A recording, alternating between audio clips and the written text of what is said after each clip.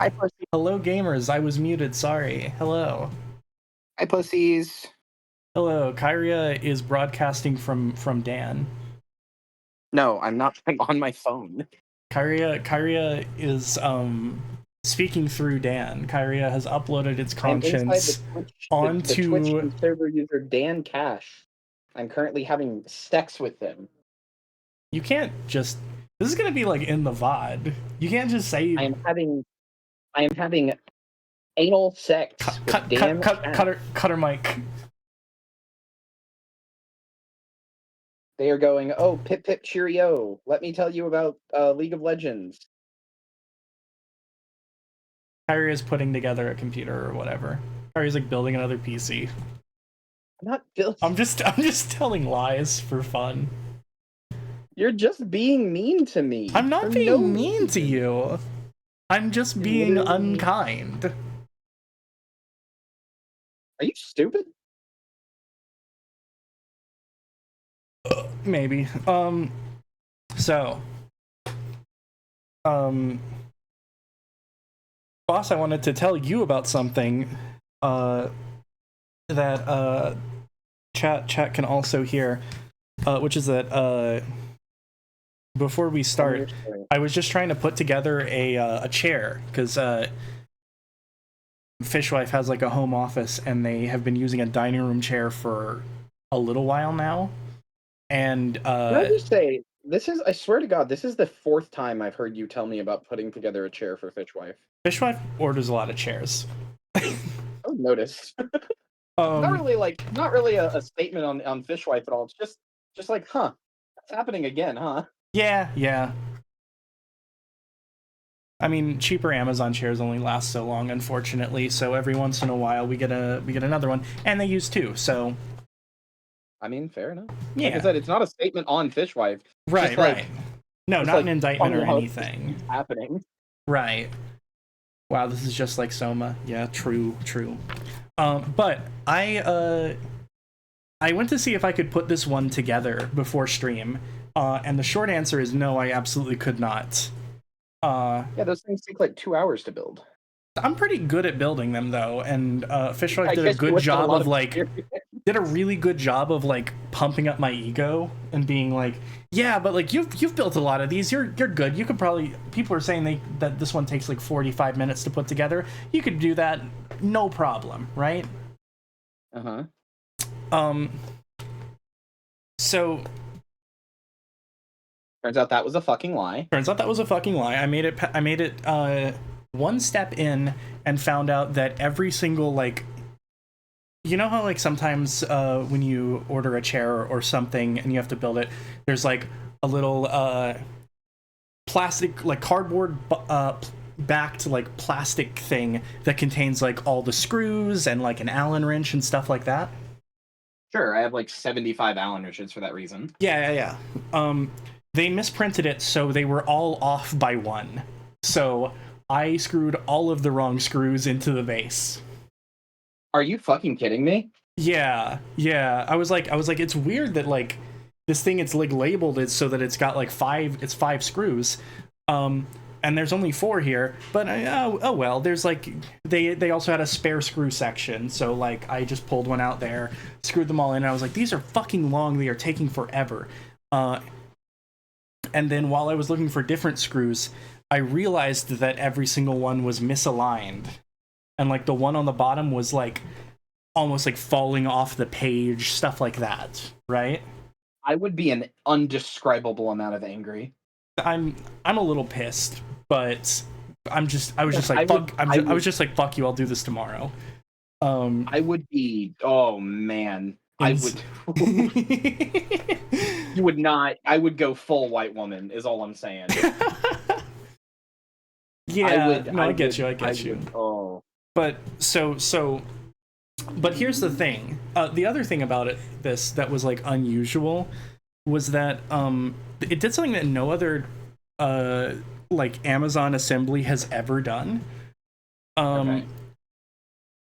At least in my experience, which is in addition to like the screws and the actual parts and the Allen wrench and stuff like that, they provided a set of white gloves, ostensibly for building, but that did not help and actually slowed down the process. Oh yeah, no, that's a common Chinese thing. It's to stop you from like smudging it up. no, to stop you from like they do it with like electrical stuff. I don't know why they give it to you for a chair. Yeah, it's weird. It's not like the chair has no wires. I have put together a chair with wires in it before.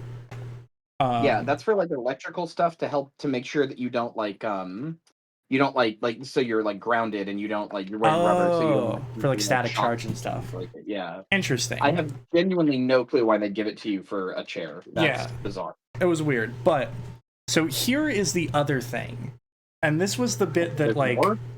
yes, but this is why I wanted to try and build it all before it was done. The instructions blew me away. Okay. I don't know how else to put it. The assembly instructions booklet is exactly the same as like pretty much every instruction booklet I've ever seen for one of these on the outside. But then you open it up and first of all, every single step is like this is in like bowling alley font, okay? What the fuck? Like ornate cursive underlined. It looks like a fucking baseball logo, okay? Okay. Like this looks like it could be like underneath the Atlanta Braves or something, you know? Okay. But it just says it says step 1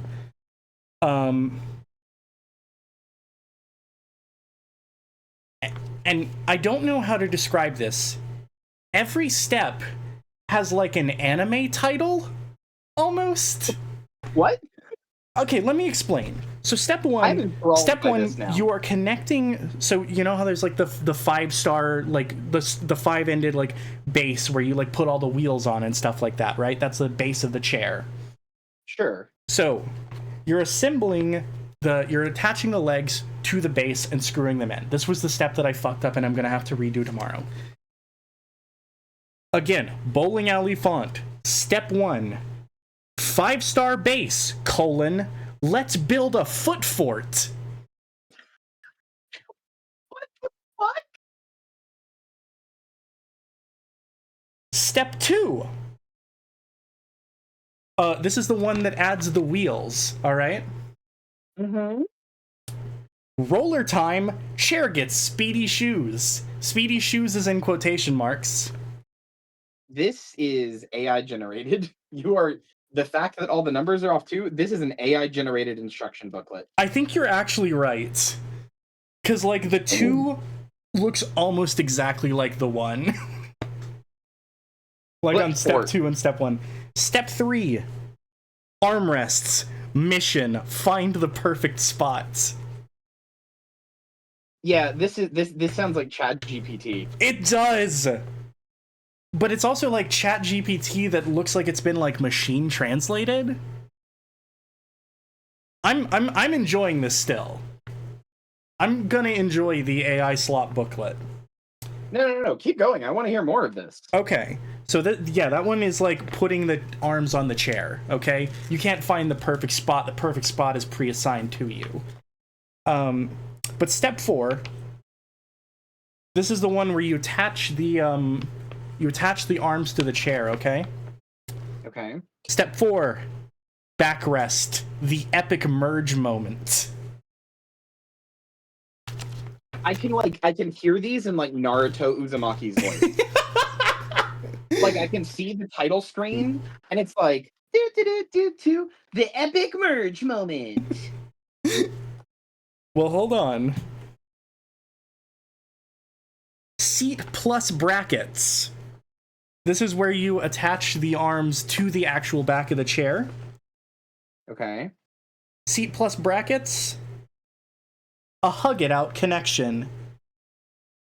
That's so real, actually. Step 6. tilt mechanism. Add a lazy day lever. Honestly, also real. I can see it. I get what they mean. Yeah, and then finally, step 7, seat meets base. The stand-up celebration. You see what I mean? It's like a whole anime arc.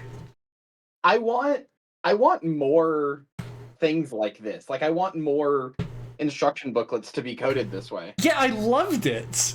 I was like, I can't wait to put this together, because despite the fact that you did kind of, I did kind of lose a little bit of the magic, realizing it's probably AI or whatever. But sorry.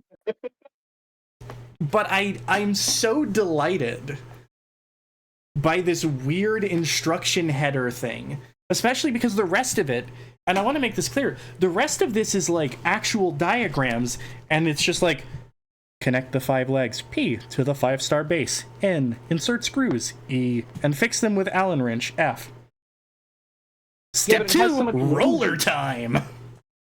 It has so much whimsy. Yeah. I like, I've said it already, but like twice while I was describing this to Fishwife, I used the word delightful.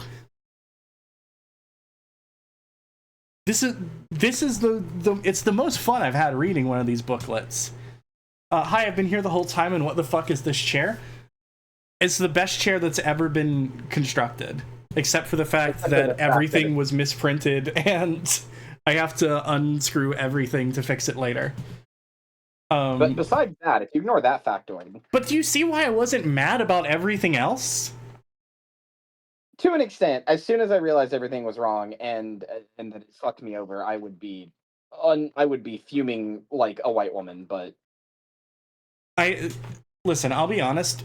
Recently, I constructed an entire desk backwards and convinced Fishwife to just keep it that way, because I was gonna have a meltdown otherwise. Don't fix that. Fuck, I'm yelling at you until you fix that desk. It's so big. I could, and I will, but we decided, we actually did decide that I will probably just rebuild it when we move so that it's correct, because that's hopefully not super far off at this point. Oh yeah, you're moving in with me. I forgot. Yeah. I'm coming, and I'm gonna stay in your room. And I'm gonna stream at the same time as you, I think. Yeah. I mean, it's cross promotion synergy, you know? Yeah. If you don't want to watch Kyrie's stream, you can just tune into mine and hear all the good bits. True. But yeah. Thank you for listening to my chair adventure. Nothing beats Foot Fort, though. Foot Fort is so good. What's up? This is maybe the best way you have ever started a Disco Elysium stream specifically, because I can just imagine Harry telling all of this to Kim, who is silently watching and smoking. It's called a Foot Fort, Kim. Wait, sorry, let me do his voice. It's called a Foot Fort, Kim.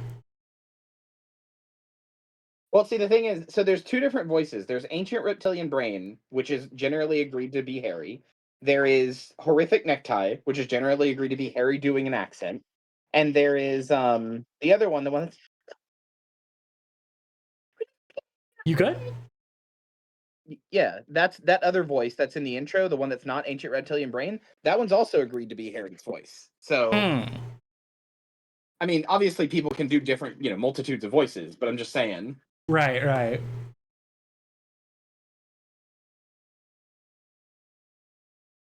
I think I hurt myself severely. Ow. What do you mean? What happened? I was sitting on my foot in a certain way, and now it really hurts. Fuck. Like, really, really hurts. Like, oh my there's god. Basically on the top of my foot, there's like a vein. There's like a pretty visible and like bulging out vein. And I was sitting on it, and I think I either bruised the vein or like it's a pretty big vein, so I think I like didn't let blood come in for so long that now it's like hurt my foot. Oh no. Owie. Are you gonna be all right? Do you think it's gonna? Nope. I'm going to die. I mean, we all are, aren't we? God damn it! Fuck you. I was gonna go eventually. Right now, I'll be fine. After like a second. Sorry, my rush to be callous beat your joke. Fine, I get it. You don't care if I die. No, I care immensely if you die. Who's gonna co-host? That's so real and true, honestly. But also it would suck. It would suck because, you know. Aw, do you care about me or something, queer? don't turn this into a fucking Kuno moment. We are so chill right now. Like we are so, it just feels like we're vibing, and I didn't forget we're streaming, but we're just so chill right now that I almost called you a slur. Reflectively. I was like, oh, you care about me, you queer?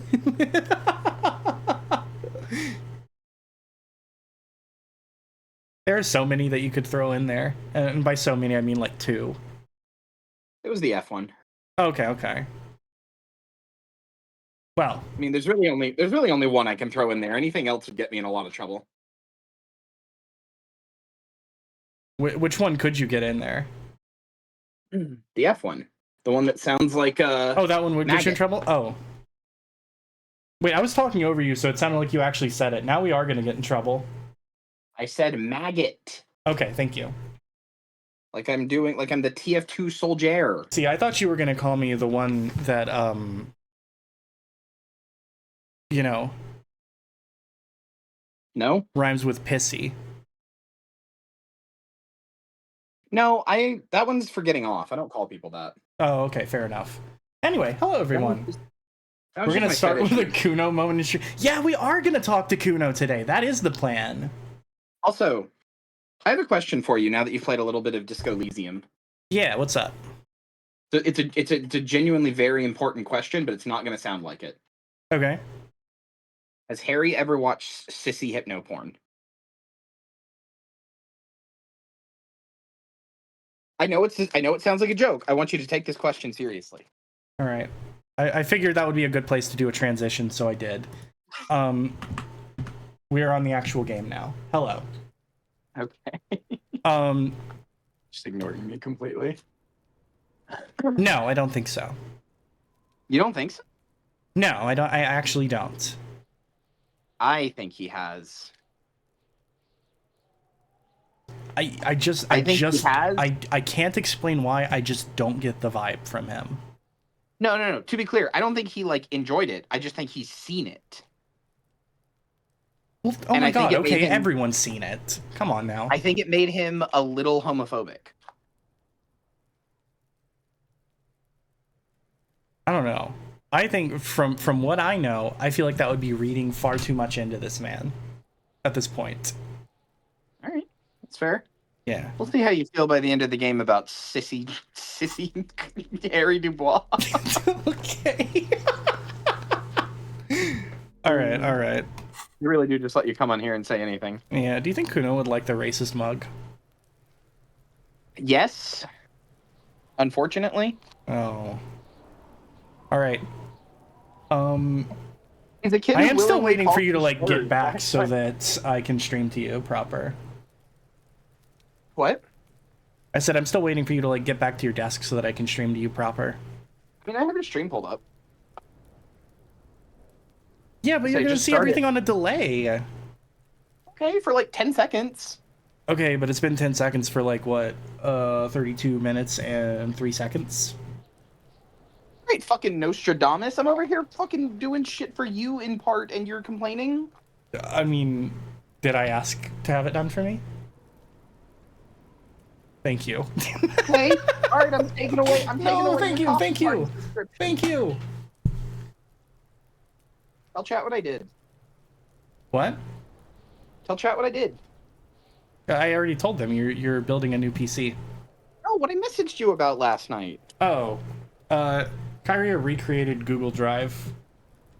Yeah, there's an app called Copy Party, which is a file server. Really, really simple and easy to use file server that you can host off of. It's literally one single file, like a Python file. Right. So you can host it off of literally any machine. As long as it can run Python, it can, like, you can turn it into a file server, which is insane. Um, but you can host it off of basically literally any machine, and um, it's super simple and super easy to manage. And the people in the Discord for it are extremely nice, including the creator. Um, but it also has a fuck ton of customability. So I set up drives for Bray, Balgo, Marcy, and Moonlily. So they all just have free Google Drive through me. You're It's welcome. really fucking cool. It is. I'll be perfectly honest, I have no idea what I'm gonna put on it. Whatever you want. You can use it. I can't even see it, and like, I technically I can if I go deep into your file storage. Like if I pull up the bare metal of the OS and do it, I can see it. But I don't have any reason to do that. So unless there is a big issue where I need to go do that, I can't see it. So it is totally private, totally for you to use and put whatever you want on it. And if you ever want to share anything, like, I mean, it's just good for, like, oh, I need to give somebody like a file real quickly. Put it on your copy party, click the share button, and they can download it through me instantly. Yeah, that's actually a good point. Of course, I am Like, gonna if have there's to ever like, oh, I'm gonna have to do the whole rigmarole with them and be like, it's not a shady link. Here's your entire porn history, so you know it's me. yeah, I did. Hold on, can Yeah, I do you read want to out the explain message? that actually? Oh, okay. I've been doing a bunch with my server, like a bunch of stuff, and some of it has required me to do testing to see how it appears to people outside of my network, to see if, like, the websites work, or if you can access them, or what topple access looks like and stuff like that. Just sysadmin stuff. Hashtag just sysadmin stuff. Or in this case, trans admin. So funny. That's Anyway, pretty good. I like it. um, I like it. I'll smile for you. thanks. So anyway, I um, I've been, saying, like, to my friends, like, hey, can you test this out for me? Can you tell me what it looks like? And I had to send one to Marcy, and at that point, it was not on a reverse proxy.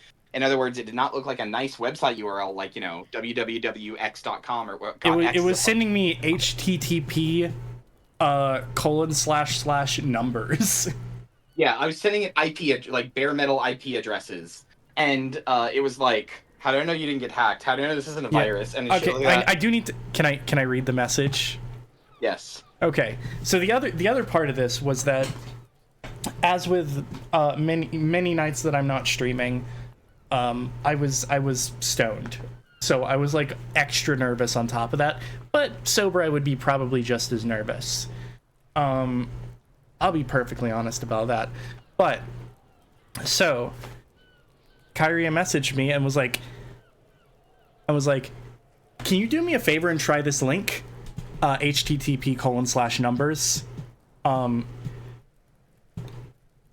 It's it's a can I read like all of this? Yeah, go for it. Nothing on there's bad. Okay. It's a jellyfin server. I'm trying to, or sorry, a poob server now.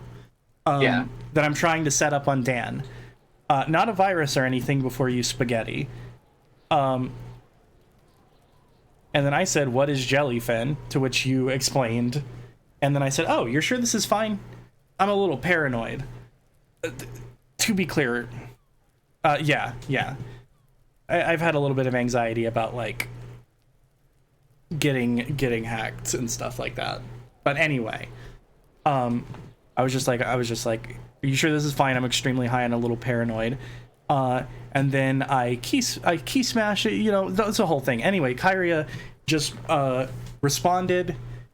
You used to make Pandaren in World of Warcraft and then get scared and delete them because they were too fat and you thought it was bad to enjoy them. Does that prove it's me? And then sent me a screenshot of the website and told me what I should see.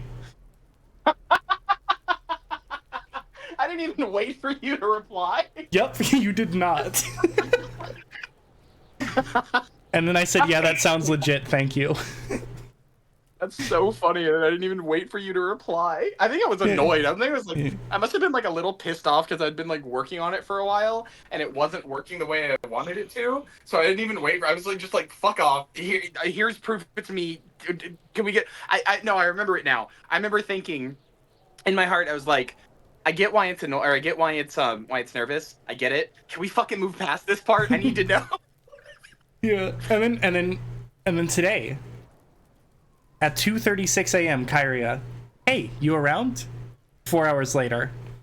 Okay, well, congrats, friend. You now have 10 gigs of storage free on Copy Party. Then sent me the link, told me the login information. I was still asleep, by the way. It's completely private, only viewable and accessible by you and only you. Any files you put in, the whole thing that Kyria just said.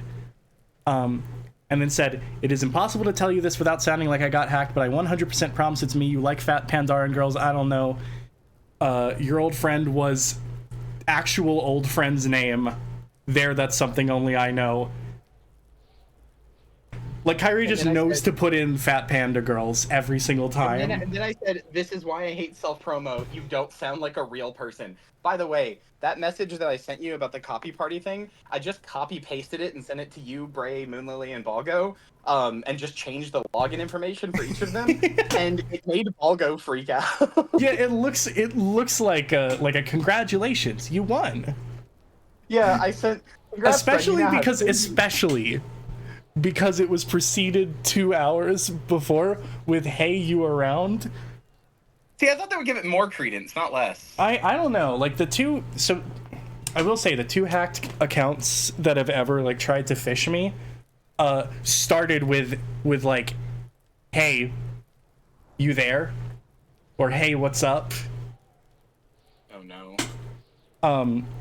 And then, then you talk to them because they're your friend, and then they're like, "Hey, do you want to try my game?" And I'm like, I fucking know you're not a game dev. Get out of here. Yeah, that's annoying. I do know that that's a thing. Yeah. Here we go. I'm on my computer now. Yeah. Rip-rip-a-roo. Hello? I now see the Dan box. Yeah, it sure does just say Dan on it. Yeah, right? It just says Dan for no reason. There's no mention or explanation anywhere of why the computer just says Dan. All right, you ready to talk to Kuno? Yes. Literally, when my friend Vanny got hacked, the person tried to open up to her friends with "Hey, hey." Yeah, no, exactly. That was one of the accounts, but the other one was was an older friend that I had to. To be fair, if I ever sent you something as cheery and happy as "Hey, hey," you'd know instantly that wasn't me. Yeah, the hacker would have to send me like an all lowercase morning period, Yeah. All right, talk to Kuno. I almost said something that would get me in trouble. What was it?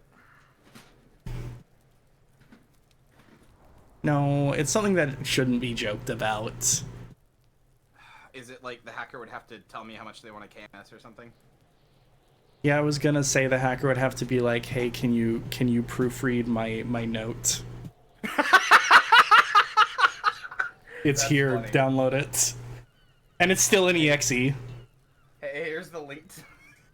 Here's the link to my personal 13 reasons why.exe. That's incredibly funny. Holy shit. For real though, I love you and stuff, and I hope you're doing all right now. Okay, let's talk to Kuno. Let's talk to Kuno. Fuck does Kuno care? The boy turns to you. He doesn't care. He doesn't care. You're a little quiet now. How's this? That's better. Chat, how are the volume levels? Are we good? Like in general?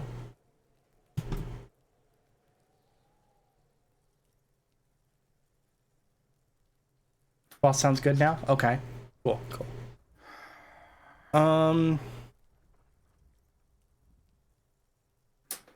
Yeah, you know what? The body, what do you know about it? Shitload pig. What's your question?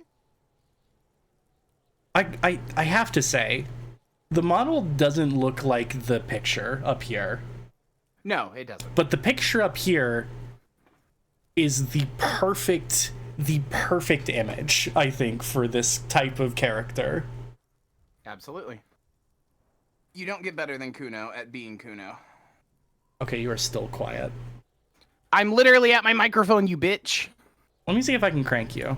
Crank you No, up. it's Sorry. fine. I cranked myself. Don't worry about it. Don't tell the pig shit, Kuno. Yeah, fuck the pig. Don't tell him shit. Kim, help me out here. What do we want to know? If I were to want to waste my time, which I do not, I would ask them who he is, how he got there, and the usual. The usual being, have you seen anything out of the ordinary? Or have you seen anything suspicious? Okay. Where's the rest of his armor? Kuno doesn't give a shit about the armor. How come? Kuno's fuck gimp's got one big thing wrong with him. He's a fucking mutant. A mutant? Look at him. Fucking growth hormone shit. He's a giant. The armor's too big for He's any a man. giant? It is pretty big armor. Oh yeah, also something happened between last time and this time, which may have fucked up my audio levels. For me personally, not for stream, don't worry. I'm not freaking out about that. Which is that my speakers broke. Like, I literally, like, got it from my computer, made onion rings, came back, put on my headphones, and they were crackling when they weren't before. Yeah, did you ever fix that? No, I reconnected all the wires and shit. It's still doing it. When stuff is too loud, it goes like,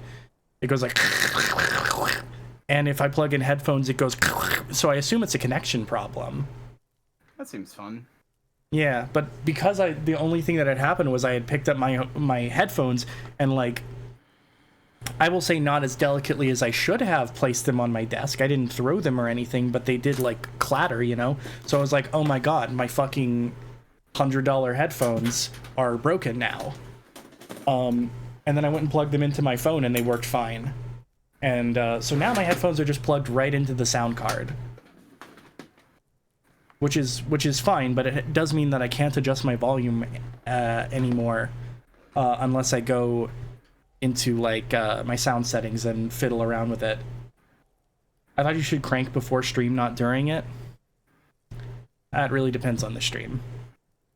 If you're the co-host, you can kind of do whatever the fuck you want. I'm cranking it right now. Kuno doesn't give a shit about that freak armor. Something about Harry Kuno just really threw gets that me, shit away. gets me turned on. So I'm cranking. Was that right like now. clatter, the sound of, like, your cum hitting like a metal garbage can lid? Sure was. Glad you noticed.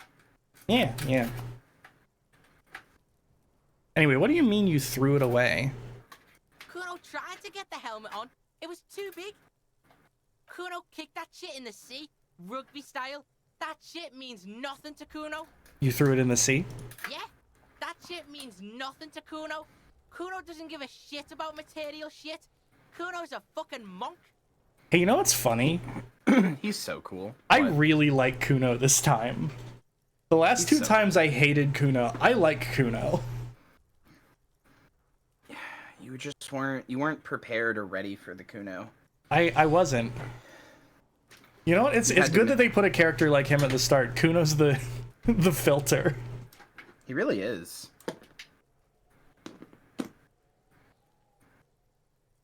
Boss, you can do better than our boy.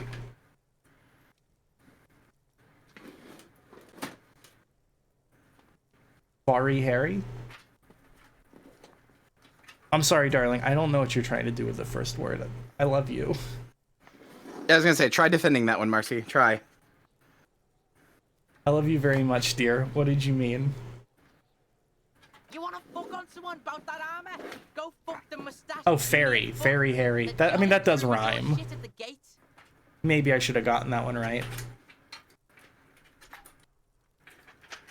What do you mean, troubadour? Yeah, cocking boot. You know that jolly union cow fucker? Came around talking about cows or some shit? Came around pretending like he cares about cows? So yeah, he's the one you want to talk to.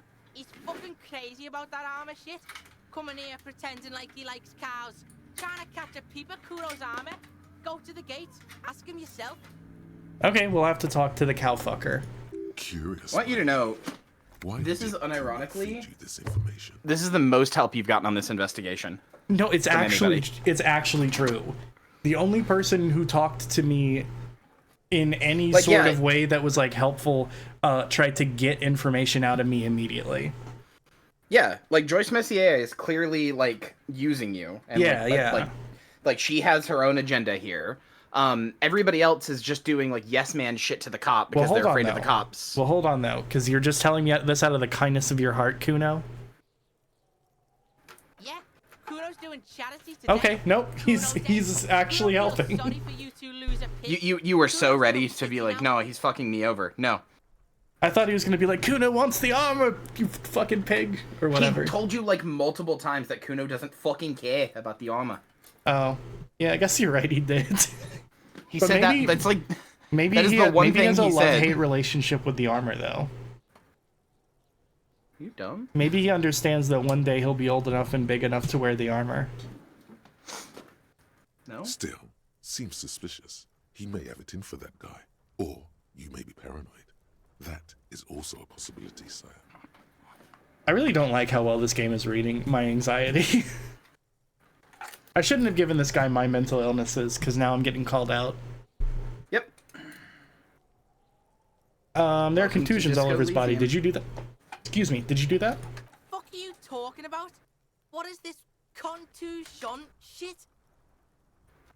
He says you're stupid, Kuno. They want to make you stupid again. Again? I hate words too. Words are fucking shit. Make you stupid. Kuno's got his own words now. Kuno words. Has Kuno been to some kind of school?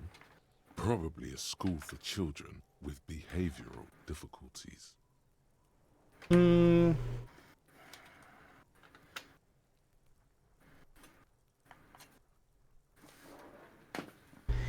I don't think he wants anything in common with a cop, and I don't think I should ask him if he should be at school. I'm just gonna not mention it. That is interesting that you say that. Why? Very. Why? You'll see. Play the game. How is that better? Play the game, At streamer. least get back to Okay, the rules. alright. Stream the game, streamer. Alright, I am gonna waste my time. Have you seen anyone suspicious around? Just a couple of pigs sniffing around in the dirt. That seems pretty He got your fucking suspicious to Kuno. He got your ass so hard. Faggoty, Kuno. Looks like you're a faggot. Can't say that. now. Yeah, you can't say that. Means Rhetoric. It's not. a suspicious question. You doesn't too? really work in antagonistic situations. Do you know who he was? I'm just asking these questions because I want to hear more of Kuno's dialogue. I'll be perfectly honest. Again, I need to reiterate, this is one of the reasons I get mad at people being, like, shitty to Kuno. Because, like, I cannot stress enough that Kuno is the most helpful person on this investigation by far. Every other person is trying to play you, is trying to use you, is trying to get something from you, wants you to fucking... Like, every other person wants something from you. Joyce Messier wants you to, like, resolve this in a way that will help the strike, because she's a scab, she's on the strike side. Right. Fucking Joyce Messier wants you to do that. Another character you meet soon is gonna have his own agenda. The fucking Gart he could help you more, but he just wants you gone because you were such a dick to him. Which, like, is fair on his part, but it still means in terms of, like, helpfulness in the investigation, he's not very helpful. yeah, like, he just wants you like- away from his place exactly for the most part, or paying for the room at least. Literally every single person in this investigation has been extremely has gone between extremely unhelpful or helpful, but only if they can, like, use you in a specific way. Kuno is the only person in the entire investigation thus far who's been like, yeah, here's what you need to do, and here's who you need to talk to, and here's how you need to do it.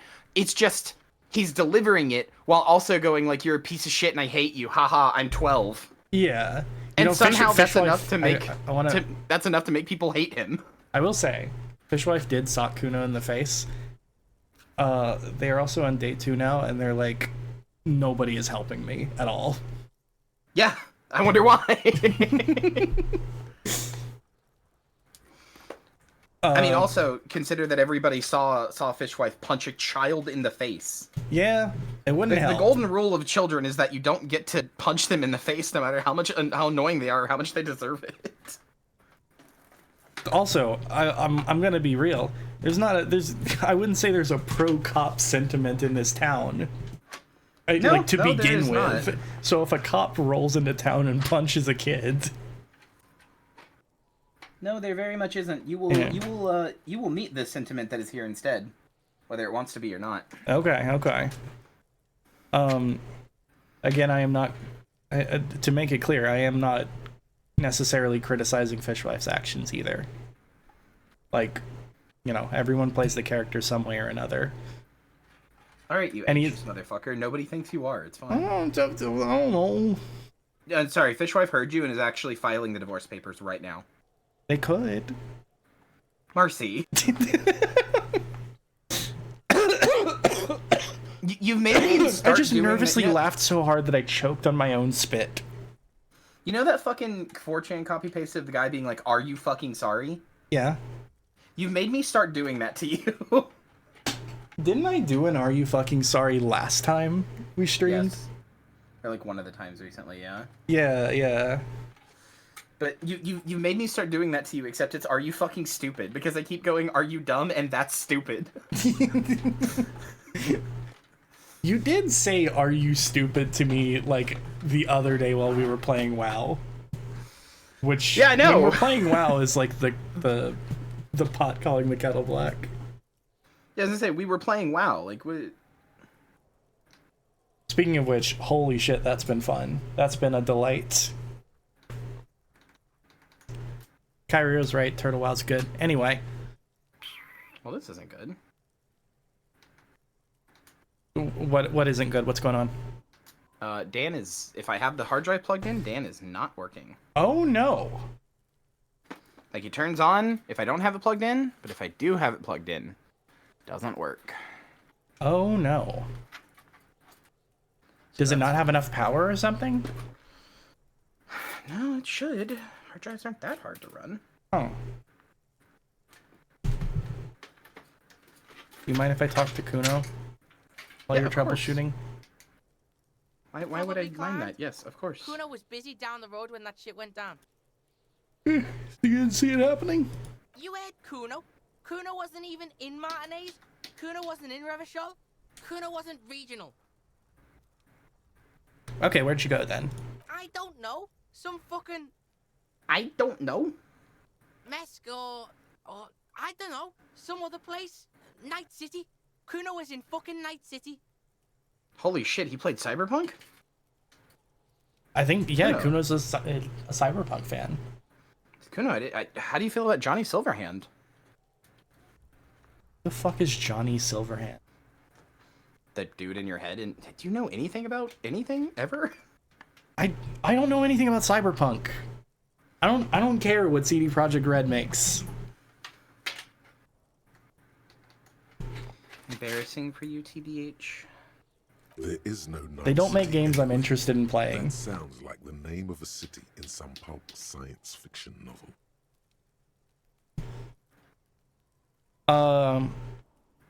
I think I'm gonna ask him where Night City is so he can call me an idiot.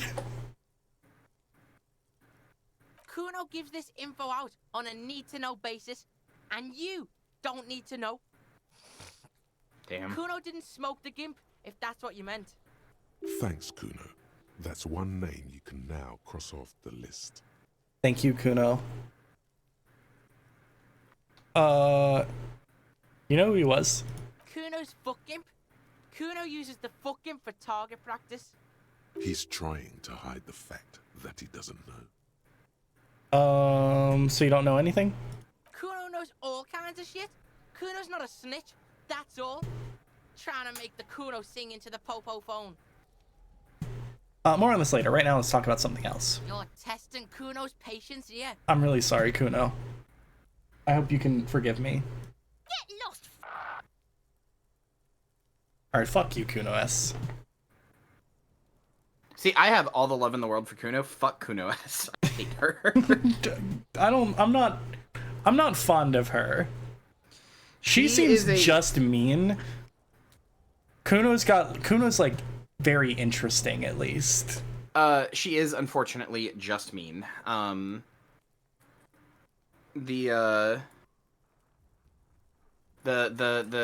problem with Kuno S is that she is a problem with cut development. Oh, was she supposed to be more? Yes. Okay. That's a her and bummer. Kuno both were supposed to be more, and Kuno got to be most of his stuff. Kuno S did not. Oh, that sucks. I gotta ask, who is Kuno? Kuno's Kuno pig? It's always Kuno, never I. Clearly the kid's using the third-person perspective as a shield. Clearly, of course. What else could it be? Interesting. You refer to yourself in the third person to distance yourself from the situation. He's gonna call me a fucking nerd. Yep. So you refer to yourself in the third person? The fuck are you calling a third person? Kuno's the fucking first person? I love him. He looks slightly confused, but proud he came up with that retort. But right as he's getting distracted, you hear a malevolent hiss from behind the fence. Watch out, Kuno! He's trying to fiddle you! He's gonna put his hands on you! Help! Pig's got Kuno! Help! Rape! Help! He's got the Kuno help!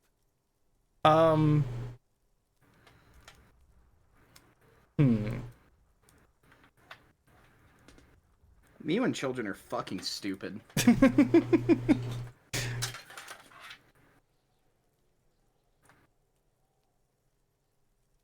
I'm just gonna leave. There's no way I'm gonna debate myself out of this, TBH. And then I'll just come back and talk to Kuno. Probably correct. Yeah? Get out of here before the Kuno beats the shit out of you. Alright. Yeah, that's right. Drag your fat ass out of here, fat boy, before Kuno fucks you. Don't listen, just go. Don't listen, just go. My options, listen or just go. Your brain knows what to do for you better than you do. Yeah. And most of the time. Yep. Let's get out of here. See ya, Kuno. Nice talking to you. That being said, I do like that you can completely ignore it. Yeah. I don't know what would have happened if I failed the check. Would it have just given me that anyway?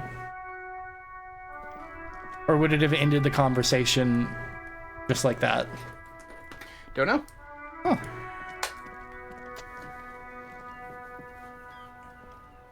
I want to be real. The game is now too quiet. Now that I'm plugged directly into the soundboard.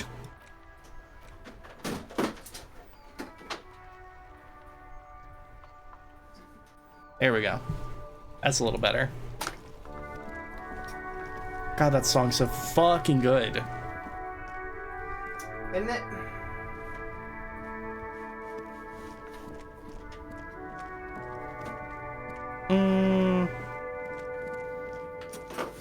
What's this? Okay. We've never been this way, have we? I don't think so.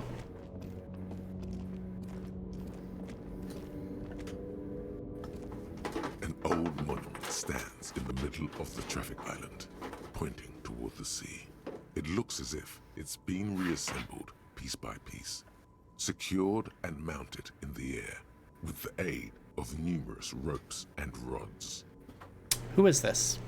A silver plaque on the statue's pedestal reads, "I am Philip III, the Squanderer, the greatest of the Philippian kings of Revachol, son of Philip II, the opulent, father of Philip IV, the insane."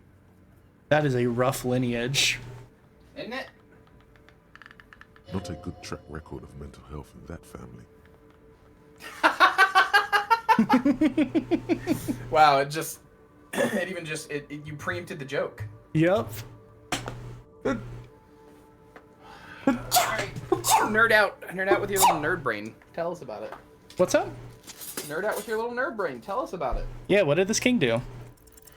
Even by the standards of the Philippian kings, old sumptuous Philip was known for his profligacy. In what way? Well, he blew through the whole national treasury, starting the decline of one of the penultimate century's greatest superpowers, the suzerain of Revachol. His own maladministration foreshadowed the fall of the monarchy. During the anti-centennial revolution, an end to his family line and the monarchy on the Insulindian Isola.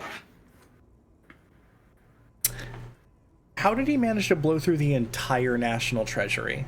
Stories have it that he had his bedroom converted into a treasure chamber, where he stored unfathomable wealth.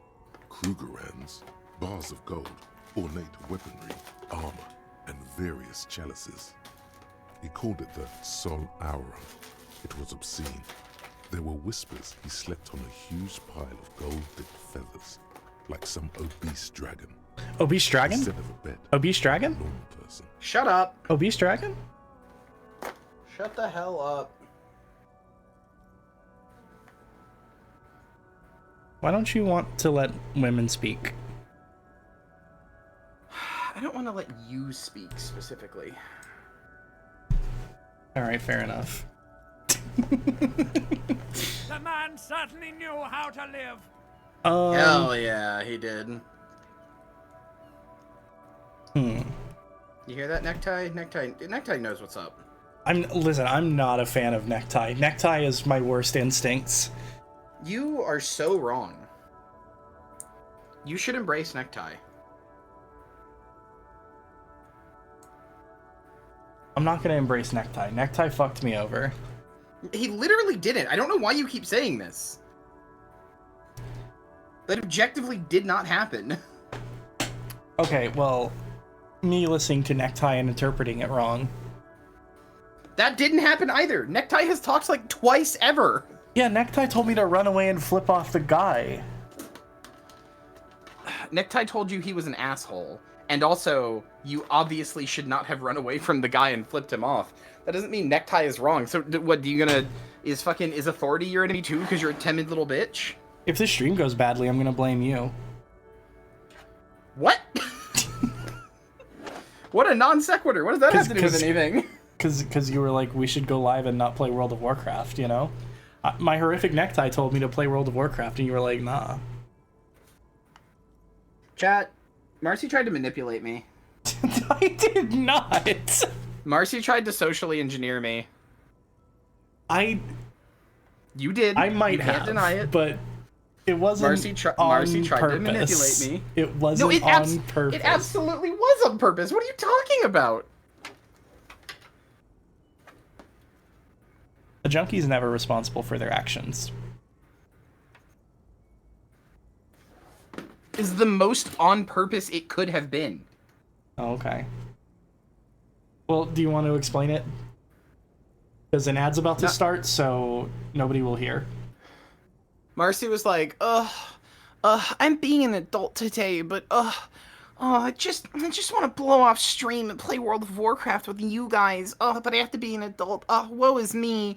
And I was like, okay, well, if you blew off stream to play World of Warcraft, I wouldn't play World of Warcraft with you.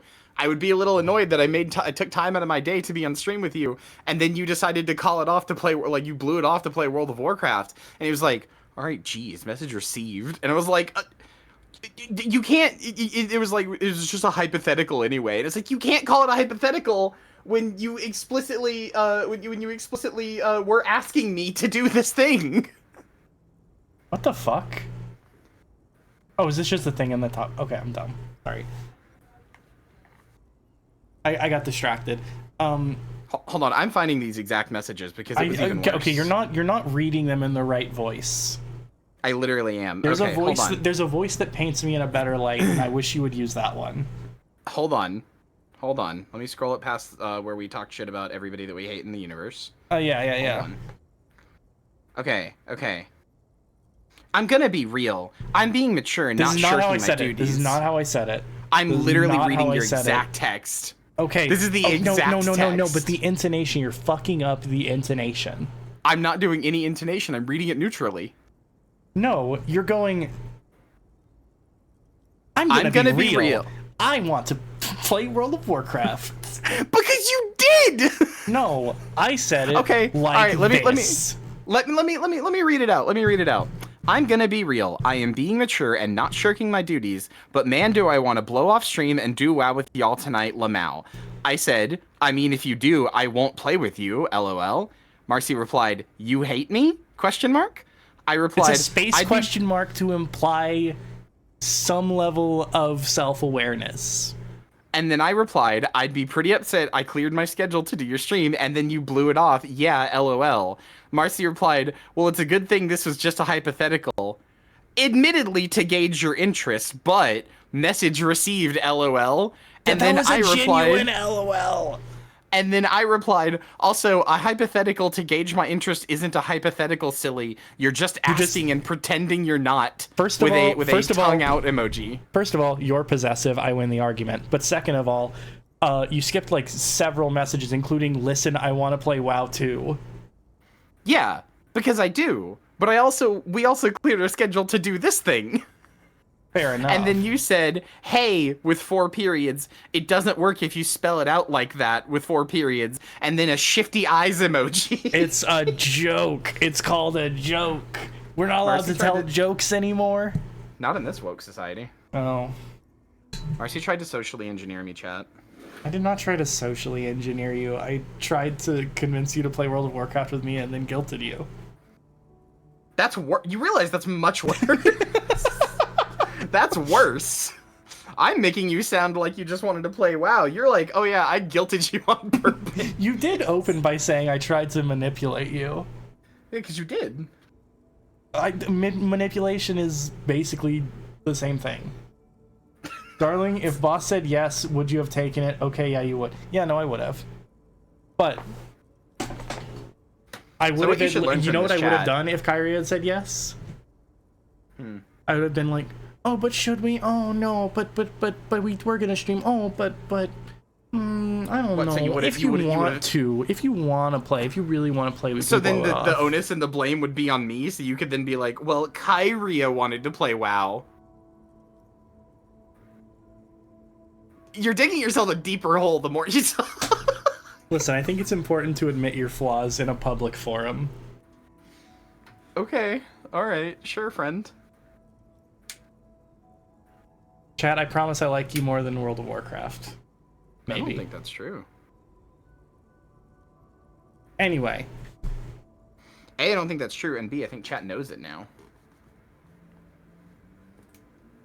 I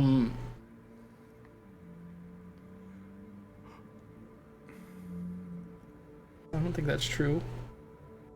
Respond to horrific necktie. That's your bestie. Show him how much he's your bestie. Alright, a deplorable farce. No wonder everything went to shit. But wait, you haven't even heard about his fabled cocaine addiction. The what now? You see, old Philippe wasn't just good at squandering the national treasury on gold and ceremonial weaponry. He was also a prodigious snorter of nose candy. A prodigious snorter of nose candy is that kind of goes hard. That's pretty good. So he was addicted to nose candy, a bloated druggie? That's what the revolutionaries said 150 years later. Right before they emptied out the royal mausoleum and dumped His Majesty's mortal remains in the Elysium Bay. You are not your addictions. You are not your crippling desire to play Warcraft. You are a fish. You can stream a video game. You will assassinate the... I can't say that. I can't say that. You cannot die. The last bit's true. Okay. Yeah. I've tested it. Wait, so everything else is not true? I am my addictions? I don't know, but the last bit's true. Okay. I have tested it. Hey, what is nose candy, by the way? I know I just said this, implying that I know that it's a drug. What is nose candy? Cocaine. There's a lot to process. His Majesty's courtiers said it helped him connect with the higher realms. Okay, where is he buried now? Beneath the cold waters of the Elysium Bay, thrown there by the revolutionaries after they cleaned out the royal mausoleum. What happened to the statue? The original was blown apart by communards, then further damaged during the landing of the coalition's airships. during the turn of the century revolution, when Martinaise was leveled. Most historians think the coalition's hasty landing may have ultimately saved the statue. If the Communards had more time, they would have reduced it up to even finer pieces. Who restored the monument? Some years ago, a group of liberal, artistically inclined individuals, designers mostly, thought it would be ironic to restore the statue of the most wasteful ruler of Revachol in the poorest part of the city. They were right. That's pretty ironic. It is. And The pretty statue funny. is supposed to capture the moment it was blown apart, like an instant frozen in time, a rare butterfly trapped in amber, floating on a sea of shit. That's brilliant. So funny and nihilistic. People in Martinaise tend to I disagree. actually think it owns. That's the closest to how I would feel. Leaders with more nuanced social awareness than the young ironists. Oh, never mind. All right, fine. Philip III, the Squanderer, however. What, with are his you bronze abandoning face your up in the ideals air, because your doesn't voice, seem your inner concerned voice made it sound about slightly what the dumb? hoi polloi It just said that, like, a lot of people disagree with me, so, like... So that must mean you abandon your ideals? Mm-hmm. You will not survive the coming winter. Dude, I'm already not surviving it that well. You live in a desert. Shouldn't a winter be good for you? I mean, it's kind of chilly. Or sorry, I doxed you, my bad. I've already doxed myself like 10 gazillion times. Chat! Fish lives in West Virginia. Specifically Huntington, West Virginia. It went to Candle Nights. Yeah, the desert of... I'm sorry. It's a, Was it's a that desert of comedy, at least. Was that like a McElroy Brothers reference? I'm sorry, I keep, so, okay, I'm sorry, I'm very McElroy's pilled right now, but very, like, anti-McElroy's pilled, because they keep fucking suggesting me the subreddit Taz Circle Jerk, which is just a bunch of people complaining about the McElroys, but you know what? Unlike most Circle Jerk subreddits where I'm like, you guys need to move on, it's not that big of a deal, they're fucking right. They're right about everything. These dudes fucking suck. They just recently, you know how each of the brothers host their own podcast, like Schmanners and the medicine one for Justin and all that shit, right? Like Yeah, I am aware. Okay. Do you want to know why I'm aware? Why? Because my whole fucking family listens to them. So if they actually suck, I don't want to know that much. They don't suck like as people in terms of like they didn't like say racist shit or something. They suck. Okay, for the bonus episodes. For Travis's bonus episodes, which you pay money to be able to see, right? You pay money, and one of the perks that you get is being able to get bonus episodes, right? Right. The bonus episode that they just released is just a re-release of an old public episode. Okay. He should go to jail for that. I don't know if you've seen, they just recently brought back Monster Factory, and everybody was pogging out of their minds, because not only did they bring back Monster Factory, they brought back Pam. Yeah, I know. They were I going watched to the first beat episode. Fallout 4 with Pam. I don't know if you've seen the rest of them. I didn't watch the first one. I watched the last one.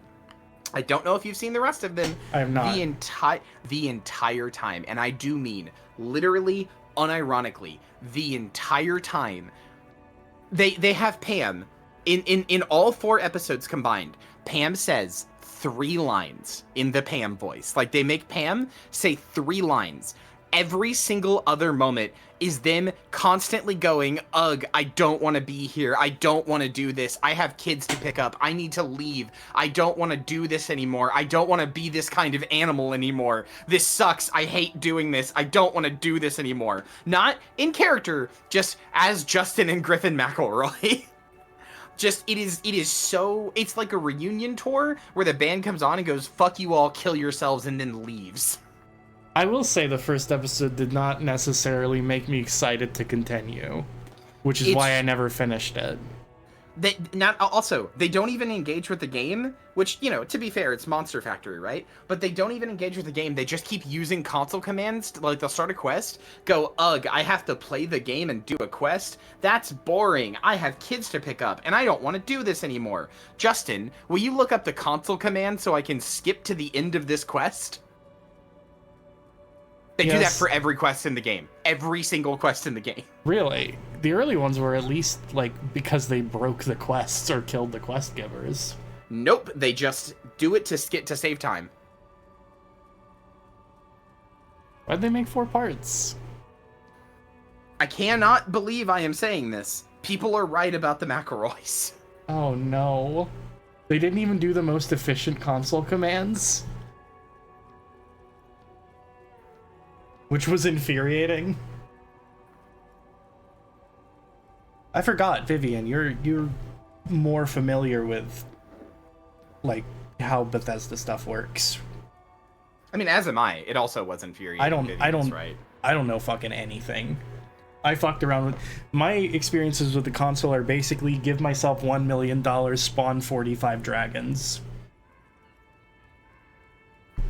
Or death claws or whatever. Not that he ever did in life either. Okay.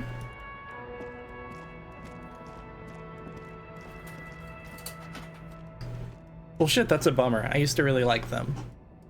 Yeah, same here. And then I had not really thought about them for a while, and then I started getting recommended that subreddit. And at first, I did the same thing with every Circle Jerk subreddit. I was like, I don't know, you guys need to move on. It's not that big of a deal. But the more I kept seeing the stuff that people were complaining about, the more I was like, all right, that's pretty shitty. To the point where now I am a full truther. I am a full, like, they are right.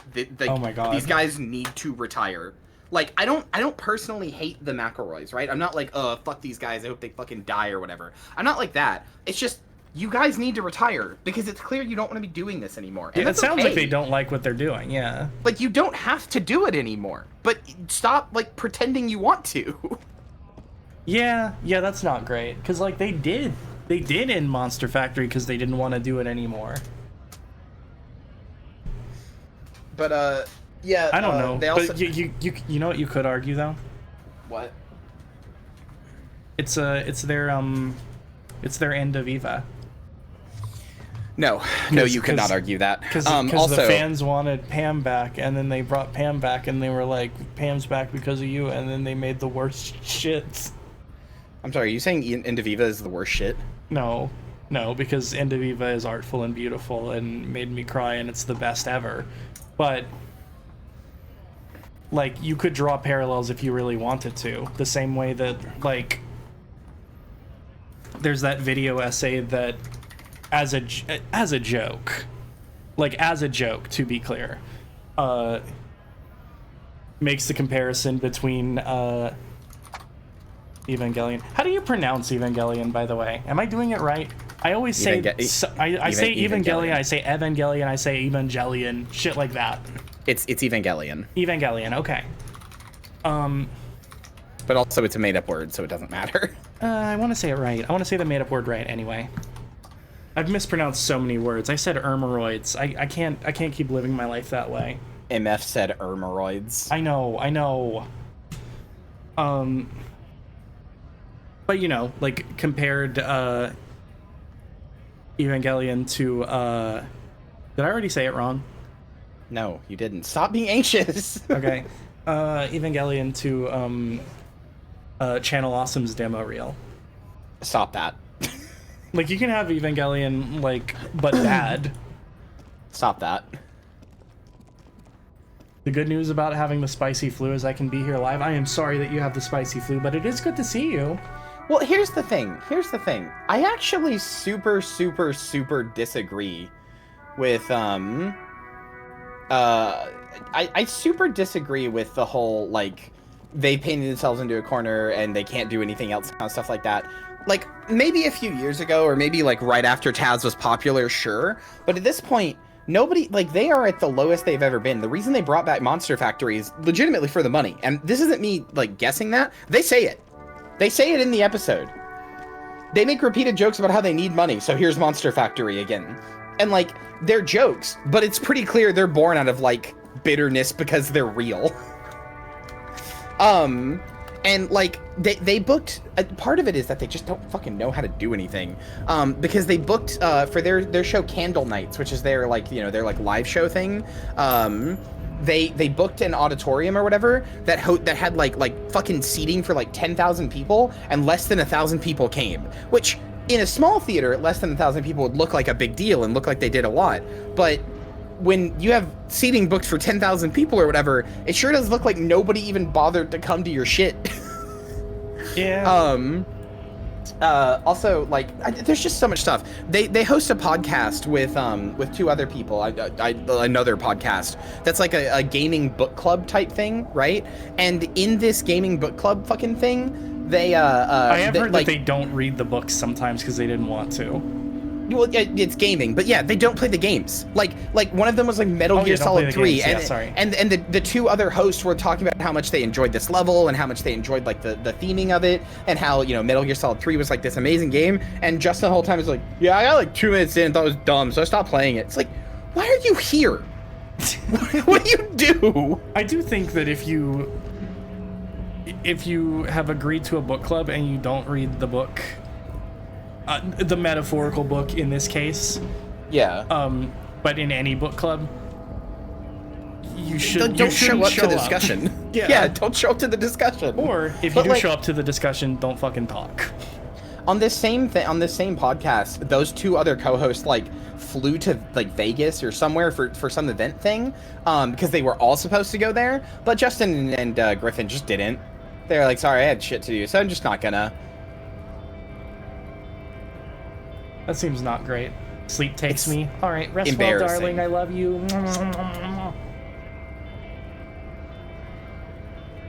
But yeah, that's not great.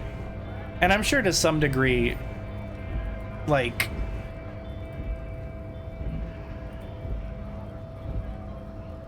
I don't know. I'm sure there are justifications, but that does seem like mega shitty. I don't want to like jump to conclusions only hearing one take on it, but it's embarrassing. You can jump to conclusions. It's embarrassing. It seems really lazy.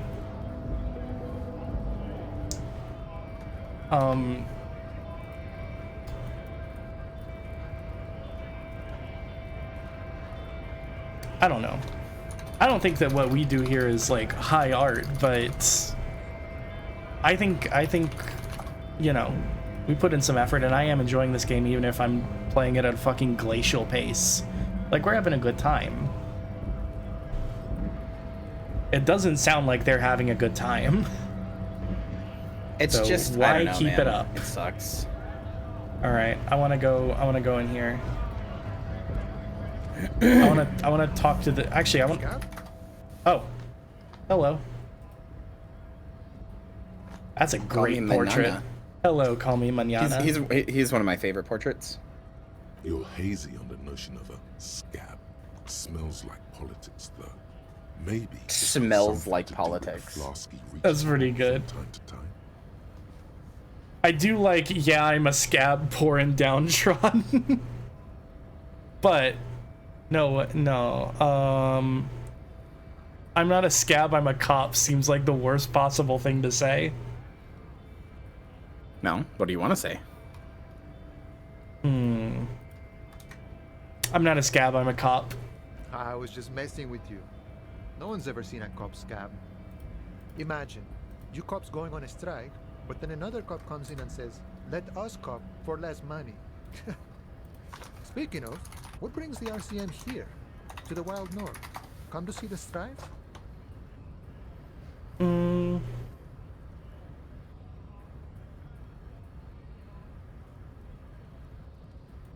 Hey, you're the man in boots at the gates. Tuna said you know about the armor. The little boy had the good on his promise.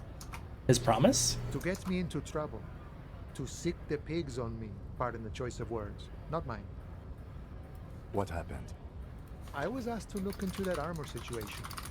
Official Union probe, you know. Track it down, see who took it. Did you? Hey, did you? Oh, sorry, I meant to ask. Become a proud scab and a communist cop, yeah.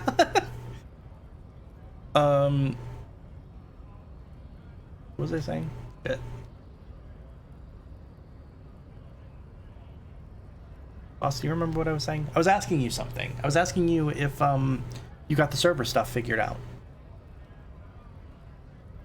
And Nezzy did ask a good question. It was like an hour ago, but Nezzy did ask a good question about it. Boss? Whoops, muted my mic. Sorry. I'm figuring it out now. I got it to boot at least, which is, you know, nice. But that's good. That's good. Yeah, I got it to boot. I am. It's on Linux, so I don't have any like stuff like that. Like I got existing OS. I forgot it was on Linux. Yeah, I got it to boot, so I'm doing that right now. I'm just trying to partition the drive so I can actually use it, and then I should be good. Okay, all right. That's good news, at least. At first I thought, why not? Maybe the pieces can feed the strike. Buy us a few more days under the sun, you know? So I went to this boy. He said he'll make me his prison bitch. He's got eyes everywhere, the cops in his pocket, and he's the king of Jamrock. Serves me right for doing menial footwork. I dropped that frog right then and there, and it still got me into trouble.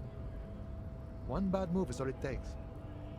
So Kuno used this to what, scare you? It's a minor nuisance.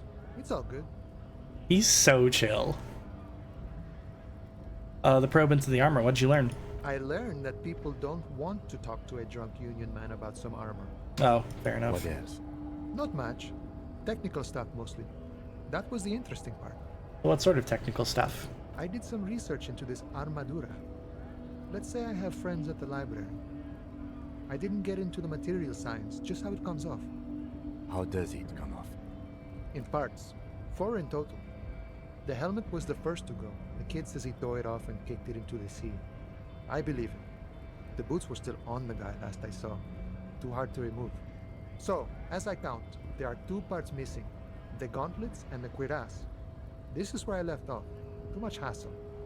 More like a job for some militia. Hold up. 4 pieces? Helmet, cuirass, gauntlets, boots. What about the leggings? Oh, they're just gone. They don't exist anymore, if they ever did at all. Forget about them. I did. I'm gonna find 1 piece of it. 1 is enough. I'm ambitious. I'm going to find all of it, all the pieces. This is a fool's errand.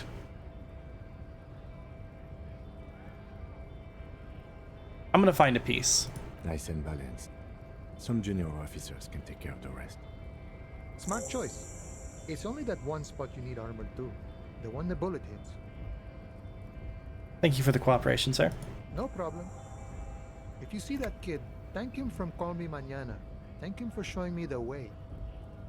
He is sincerely grateful he is not tracking down pieces of armor right now.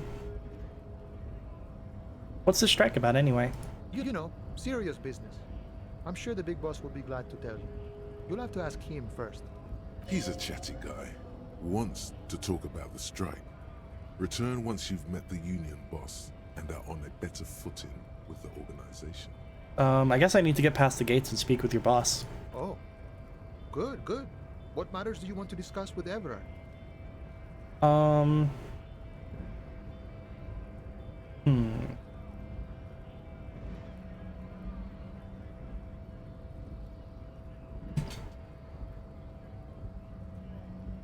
I can't disclose any details of an ongoing case. So mysterious. So intriguing. Either way, the road in front of you is wide and open. Does this mean you can let me through the gate? I don't operate in that capacity. I'm not a granter of passage. The passage grants itself. Alright, well, fucking thanks for nothing. If it's all so simple, why don't the strikebreakers just go up the stairs? That's simple. I just walk in. Aye. Walk right past Measurehead and go in. Past the measure head. Yeah, the 2.5 meter tall Semini Supremus is there. Walk right past him, Right. then press the button to unlock the door, Uh-huh. then go past him again, Okay. and you enter the arbor through the office. Está. You're saying it's actually quite difficult. Don't worry, I'm sure it's not completely impossible. For example, you could best measure head in a physical confrontation, or you could convert to a Semini supremacist worldview. Or, maybe it actually is completely impossible. Has anyone here ever bested him in a physical confrontation? Not yet, no. He's incredibly strong. Has any of the scabs tried converting to his worldview? Jean-Luc himself would say the philosophy has proven overly heroic for the scabs to convert to. Not enough intuition. Got it. Another thing. Sure.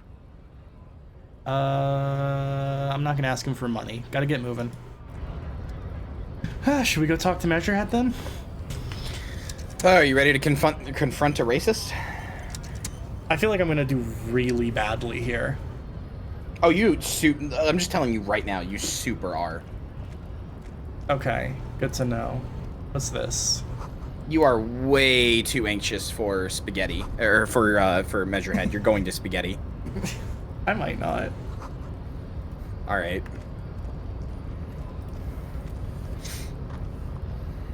You should talk to all the women first. If you can. They are not speakable to. Okay. Hello, Measurehead. I would save. I did. Like a hard save. Okay. It's that rough? I would just save. Okay, sure. Alright, Measurehead time. Are you ready to talk to the best worst character? Yeah. Your body betrays your degeneracy. Yeah, Measurehead. His body totally betrays his degeneracy. Listen to the fucking Don't say music. anything. Size him up first. Say nothing, size him up first. Are you admiring my morphophysiology? It must be frightening to stand in the shadow of this racial pinnacle. Be calm, I'm Sandwich. You are not in danger because you are not a threat to me. You're right, I'm nervous.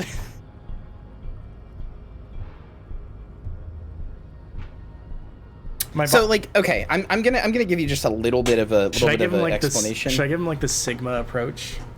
Well, hold on. Let me explain to you what Measurehead is. I'm sure you get it. You're not stupid, but I'm gonna explain it a little bit, okay? Okay. You know all those like alt-right dickheads who like Andrew Tate type dudes who like think they're like the biggest coolest bullshit ever, right? You know what I'm talking about? Those types of people? Yeah. Measurehead is one of those guys. Like he believes the same things they do, but he is actually the thing they think they are. His body is actually at like the peak possible physical performance. His diet is perfect. Harems of women want him. Like he is everything these people say they are, but also he actually like believes those things. So he is fully into like phrenology and racism and thinks that like it's not even offensive, it's not even mean. It's just an objective fact that your body betrays your degeneracy and that you are standing in the shadow of a racial pinnacle. It's not like a bigoted thing. It's just to him it is like an actual honest to God fact, like the sky is blue. Okay. That's the man you're dealing with. Good lord. Okay, I'm fucked. Measurehead is the ONS of disco. I mean, I will say, every single time that I have played this game, which is twice, before this, I think both times I got to Measurehead and I was like, I guess I'm just not gonna win this game.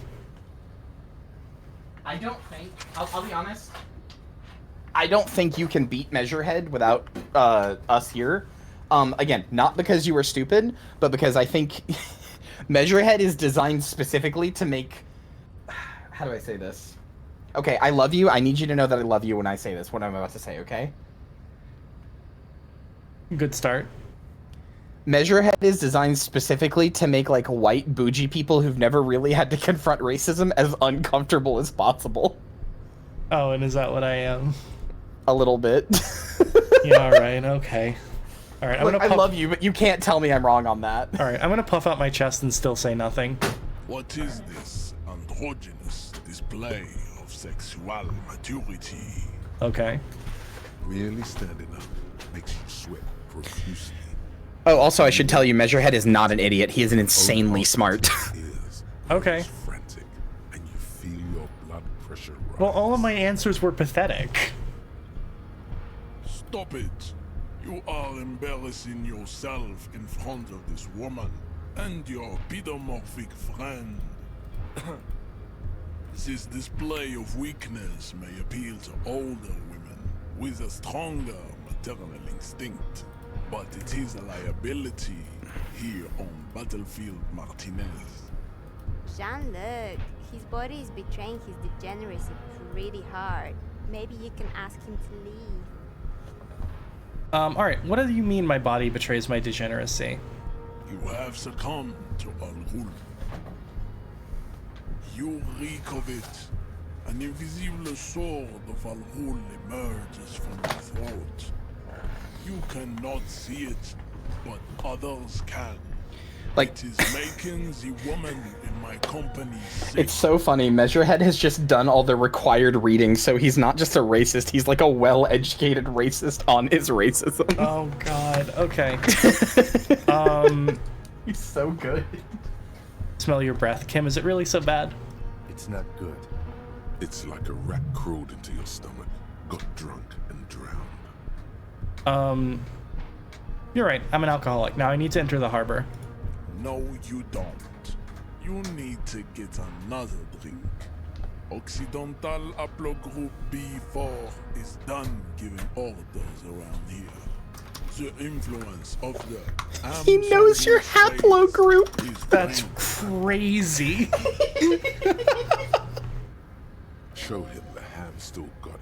Oh no, authority. You're gonna fuck me over. Does this remind you of someone? The guy down there?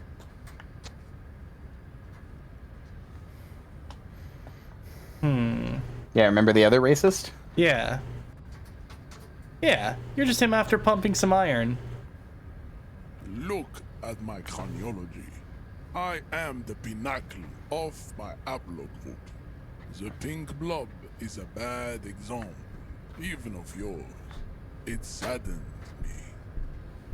You were once a noble and powerful race. You gave the world eugenics, electricity, and powerful weapons of war like missiles and aerostatic aircraft.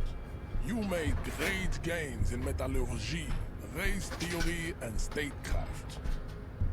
You dominated lesser cultures, like the deformed Hemians and the inexplicably potato-obsessed Quakers. But now your ascent to the genetic summit has halted. You are obsessed with sadness and with frivolous pop culture. You will be superseded. Isn't that right? Yeah, here's the thing. Here's the other thing I forgot to mention. Measurehead kind of respects you because if you were as the pinnacle of your race as he is, he thinks you're a better race than the one he is, but you're not. And your entire race of like basically white, like he's not white, but he thinks you are better because you are white, but or you would be in a proper state If my race had not fallen. given up. Yeah. Okay. It is, baby, yeah. You know it. There is a button right behind him, just out of reach. It must be the one that opens the door to the harbor.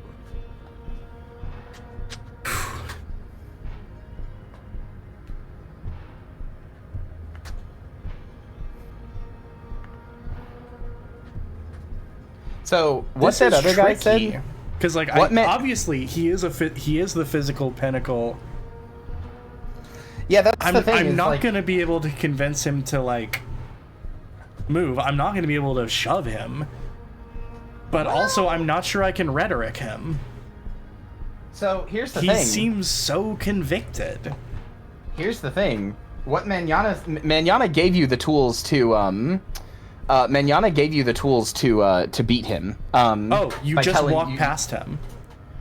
Well, you can try. Well, I'm sure it won't work, but I just need to get past him and press the button, right? Yes, you could. I mean, and you could try to physically overpower him. Who knows? Maybe everything he's saying is just show. Maybe those muscles are just for show. No, Maybe I've he's played like- this game before. I know it's like a check of like 17. But also, so here's the thing. You could just convert to his racist ideology and he will let you buy. Of course, that does make you racist. Right. It is, you can actually come out of this conversation agreeing with Measurehead and thinking he's correct and like... That's crazy. Yeah. You know what's fucked up, by the way? What? What? He is charismatic. Yeah, extremely.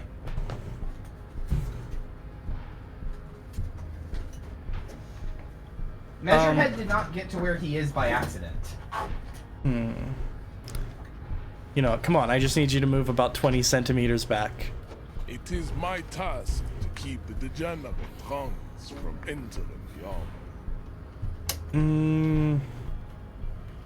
Alright, well, I don't need to say you're right about all this. Like, I don't mean this. I mean, you could lie to him, but who knows? Maybe Harry will accidentally truly be swayed.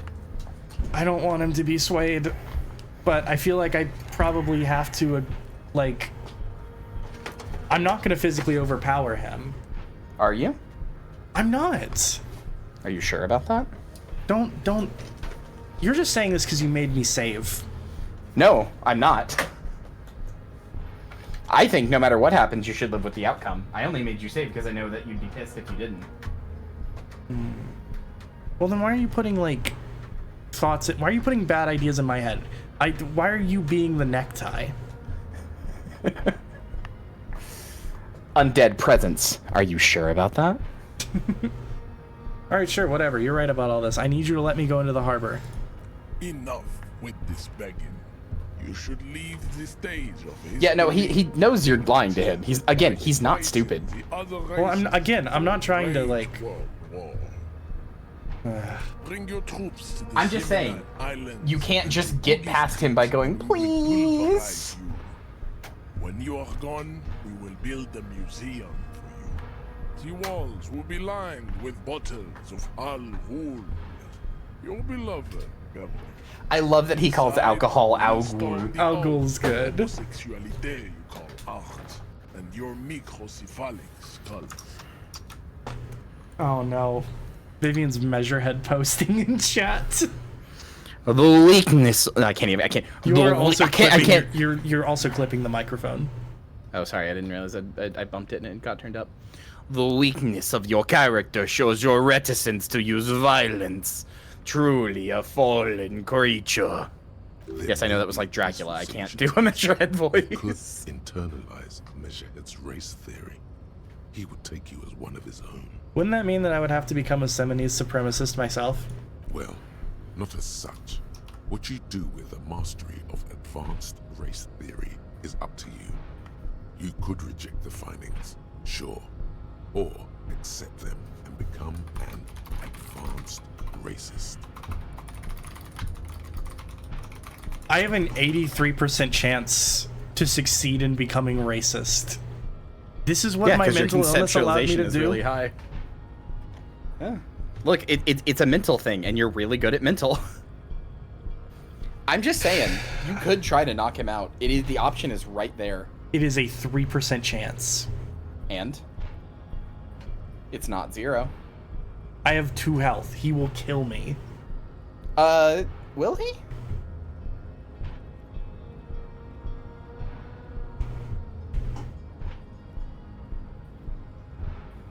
Probably? Are you sure about that? I don't know. Maybe he'll think that I'm badass for trying to fight him at all. Maybe. That's a very much a possibility.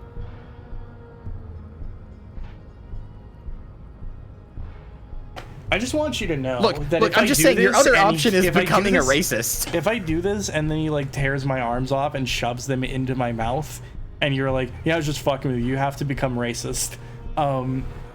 Okay, all right. I'm telling you right now. The stream. I'm telling you right now. Hand to Aphrodite. Fucking hand to heart. Hand to Aphrodite. I am telling you right now. You do not have to become racist. This is a passable check. I don't like. It's low for you because your physical instrument is so low, or well, your like red in general is so low. But it is not like an auto fail check. It is possible to succeed this check. I would know. I did it. Yeah, but you didn't do it with 3%. I did it with like I only had 2 in red. There are other options here too outside. Yeah, I want to ask him about the mug. Maybe he likes. He's got a PhD in racism. I'll be honest. I wonder if he's such an advanced racist that he thinks the mug is like primitive. I want to know. He does not so much as glance at the object. Know anything about it? Stop showing me your pathetic cup. I have no interest in it. He had nothing to do with it. All right. Well, that didn't do anything. What are those tattoos of yours supposed to mean? Racists are generally not very good examples of their race. I am not like them. I am craniometric perfection. I have taken the trouble to permanently draw a phrenologic grid on my skull and features. This should dispel any doubt. Holy shit. I told you, the thing with Measurehead is that he is the racist. He is like, he didn't just go like, I'm gonna be racist because I hate, X race and that's what I'm gonna do. He was like, racism is an art. It is a knowledge form. It is a base from which I will work with to create like a better future. Like he did the required reading. He did the required reading. He studied to make his body the pinnacle of his race. He did not half-ass racism. He put every single iota, every single atom of his body into racism. This is a fascinating character. Yeah, he's so good. I love Measurehead. He's awful. It is an interesting take because I don't know. You can't argue with him. Like, you literally can't. First of all, he believes in himself too much. But secondly, like, you can't tell him he's wrong. He's literally not. Well, I don't know. Maybe my race, maybe my skull's better than his. You don't know. Maybe. But, like, you can't tell him he's wrong about, like, his body or anything. He's literally not. Indicative of schizophrenia and sexual inaccountability. From a purely aesthetic standpoint, the dimple in your jaw makes you look like a baby. This is not craniometry, just an observation. What else? It is impossible to see any more of your bone structure. It is covered in the ravages of Al-Hul. From what remain of your features, I can see fleshy lips, baldness of the head, and long arms relative to lower limbs. This leads me to conclude you are not a police officer. You are a common criminal, an offspring of murderers and sailors from Sur-la-Clé and Vesper, and possibly even the degenerate sheep herders of Ubi.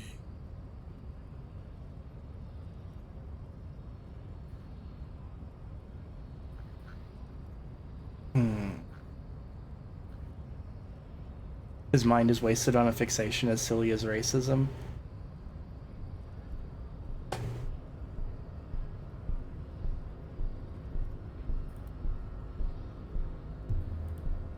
I mean, yeah, but he certainly is giving it his all. Also, hello, welcome in. Boss, I don't know what I'm doing. You're right, I am nervous. I knew you would be. Your racial heritage is uninteresting. It is the same as all Revacholians.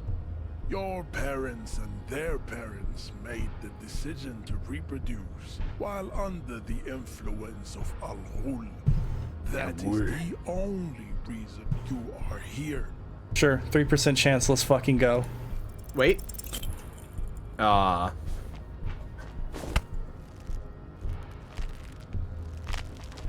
How did this happen? Your little fist is in his giant hand, and he's squeezing it. It hurts. I'm about to lose a fucking health. He is gonna kill me. Why did you say wait? Because I was gonna say, is there any other things you can talk to him about to maybe get a bonus on this? Or maybe you can talk to other people about him to get a bonus on that. You wanted this. I actually didn't. Out of your mind, degenerate. I genuinely 100% did not, I Say promise it. you. I am a degenerate alcoholic. Are you going to give in, or are you going to resist Measurehead? He's going to kill me. Are you sure about that? Does he seem like the man who... Does ask yourself genuinely. Remove your fear and anxiety from the situation. Think about Measurehead as a person, and ask yourself genuinely if you think he would kill you. No, because I'm beneath him. Exactly. I'm a cop. Your fist cracks in his hand like a ripe apple. Pain shoots up into your brain as he's All right, he is going to kill me.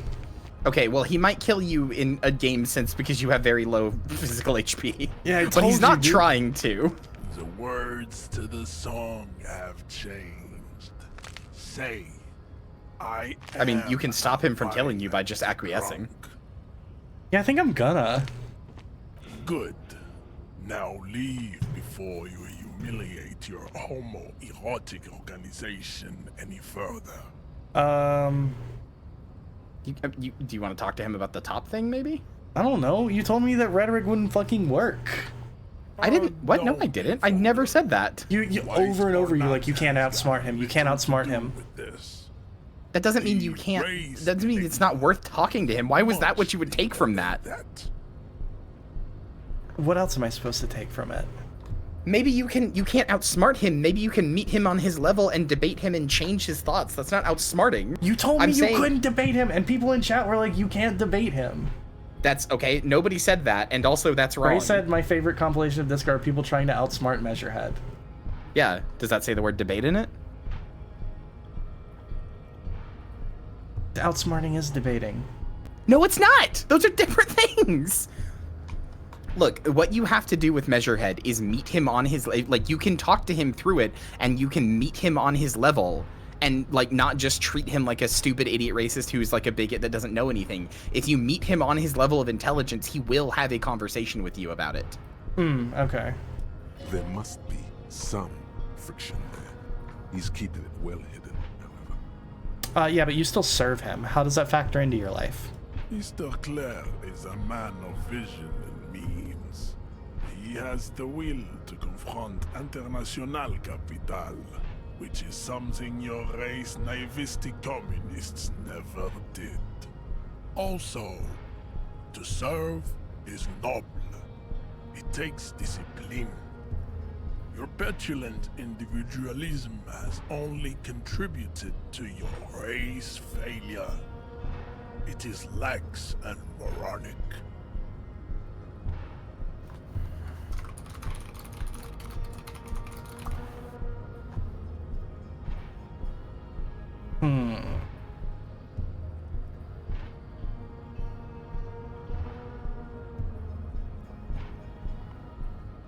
A man of vision and means, the will to confront international capitalism, race naivistic communists never did. I mean, I am a communist. Right? Did I level in the chat? No, I fucking didn't. No, you're learning it, but you haven't finished it. No, I stopped learning it. Oh, yeah, you're I stopped learning it to become the volumetric shit compressor. So, okay. I'm going to give you a few options here. First of all, it's very clear that talking about Everett Clare, the dude you're talking about, there's something there, right? Authority says there must be some friction there. He's keeping it well hidden. So there's something there. Maybe you can somehow get under his skin. But to do that, you probably need to know a little bit more about Everett Clare. That's fair. That's fair. Okay, so we should stop and we should talk about Everett Clare. Or we should go maybe we go more. talk. Maybe we go talk to Kami Everett Manana. Clare. And well, we can't talk to Everett Clare though, right? He's behind the door. I don't remember, but you can talk to other people about Everclear. His boss is behind the door, him. which is why I was saying we go ask, I don't know, call me mañana. We talk to the dude out front that we didn't talk to on the way in. You can also maybe talk to Joyce Messier about you think this will Everclear. you think this will lock it off? I don't know. I don't remember doing this. I mean, you do have the save. What I would recommend is reloading the save because you were way too anxious. Well, first of all, you made me too anxious, but second I of did all, not make you too anxious. I was just telling you that Measurehead's a good character, and you're the one who freaked out. You were like, you're gonna freak out, you're gonna freak out, you're gonna freak out, and then you're surprised that I freaked out. I said that one time, and you did because Measurehead is a scary guy. You're supposed to freak out at Measurehead. It's not a. Well, let me figure it out on my own then. I literally am. You're getting indignant about a thing I'm letting you do.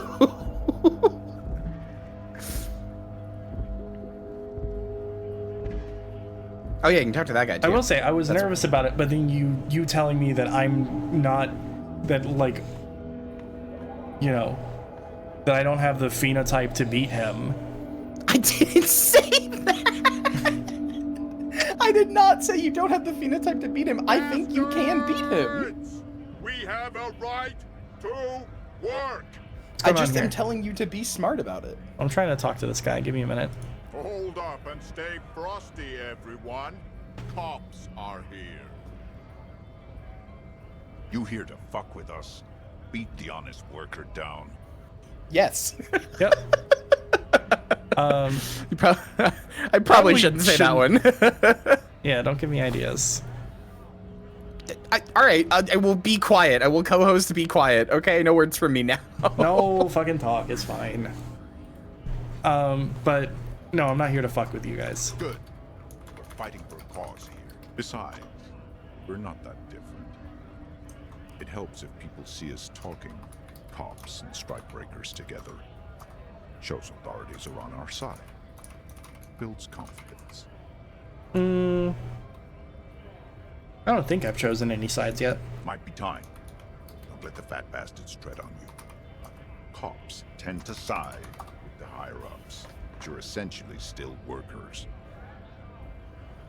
Kyria T. Hanatos said, Marcy, I don't think you have the correct genetic lineage to properly engage with Measurehead. The weakness of your blood will lay you low, and your skull will be found wanting. That is true. I never said that. More or less. I can see you understand that. I never said that. Right to work. Maybe you should ask them the questions, like why we're not allowed to make a living here. Shame on you. We have families to feed, you piece of shit. Okay. So do we, Scott. I actually need to speak with the union boss. Have fun. Union shits are on full strike. Don't think they're going to let you through the gates. Why you want to meet that fat asshole? I don't know. I'm interviewing people about a murder that took place here. Sure. I know nothing about a murder. Okay. The mention of a killing sends a barely noticeable shiver of tenseness through him. Interesting. Why so tense? What are you talking about? I'm not tense. Yes, he's tense. Right to work. It's shameful. Cops doing nothing. You should bring backup. Open up the gates for us. Blockading gainful employment for workers is a crime. I don't know. We are not picking a side in this just yet, sir. Pity. Let us work. Who are all these strikebreakers? Honest men and women with rights to work, to be useful, not toys for corporate interests. We came here to help the harbor run smoothly in time of crisis. If union fucks don't want work, they ought to let in those who do want work. I have a question. Why do all these men follow your leadership? You think they follow because I'm big and loud? No. They follow the rules of the market, the rules of the economy, because they were given a job to do. You've been talking to him for quite a while now. Something is off with this guy. Ask him where he's from. I gotta ask, where exactly are you from? What's it to you?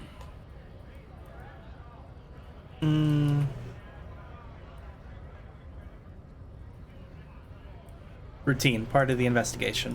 Am I a suspect? Done no crimes. I only fight for the rights of people. Already got that. I'm interested in your background. We're all workers, right? Workers stick together. Came from the eminent domain in Jamrock. Backgrounds in odd jobs, heavy lifting, cargo hauling, bouncer work. I know the drill.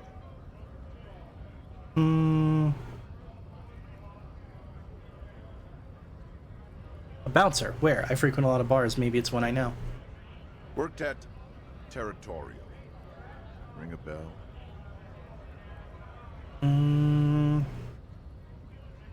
I got no idea.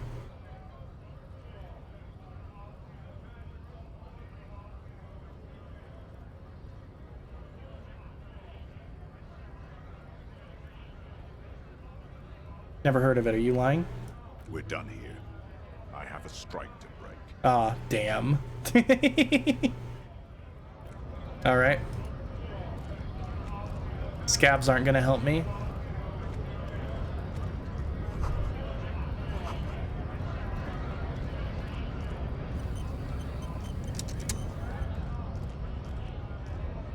Anyone else to talk to?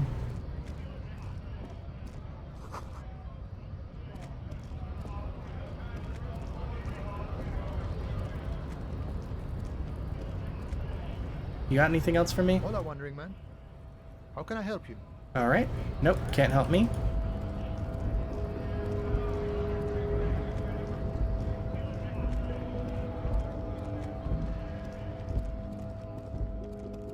I love the music of the striking area.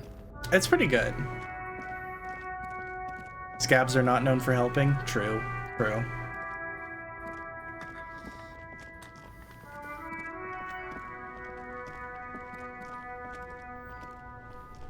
Alright, you said maybe talk to Joyce about this. That seems reasonable. Yeah. You could also start studying communism again if you have a skill point. Have you been in this building right here? What? Have you been in this building or talked to this person? Nope. Okay, well, that might be something to do on the way back. Okay. Yeah, it's gonna be a while before I can get communism going. Also, remember, it is day one. You do not have to beat Measure Ahead on day one. Right.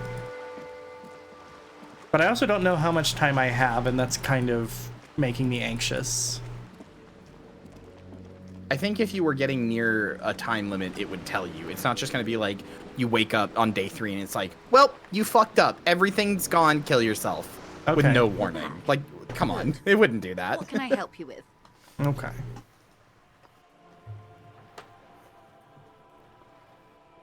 Okay, do you know something about these tattoos? That's the man who was killed. I'm afraid this is a discussion for once we've cleared the lynching question. Okay, let's return to it later. Better not tie the force. She wants to answer the question. Oh shit, sorry. Protocol keeps her from it. Sorry, I missed that. I shouldn't have clicked so fast. I spoke with the lorryman at the roundabout. On the contrary, officer. There are yet camioneers you have not talked to. And don't look so surprised. In a time like this, it would be strange if Wild Pines didn't have eyes on the harbor. They must have someone in an overlooked position near the gates.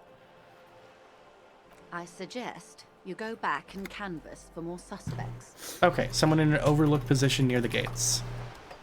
Alright, she's not going to talk to me until we talk to everyone. Which is a little dumb, but whatever.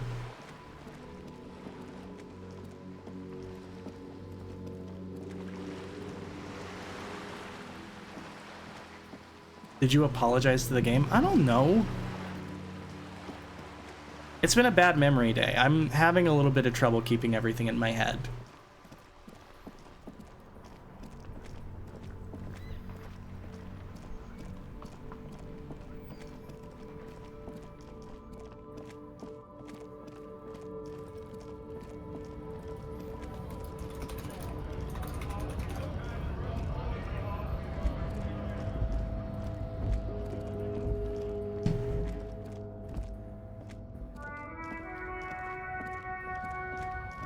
A lorry stuck in the traffic jam.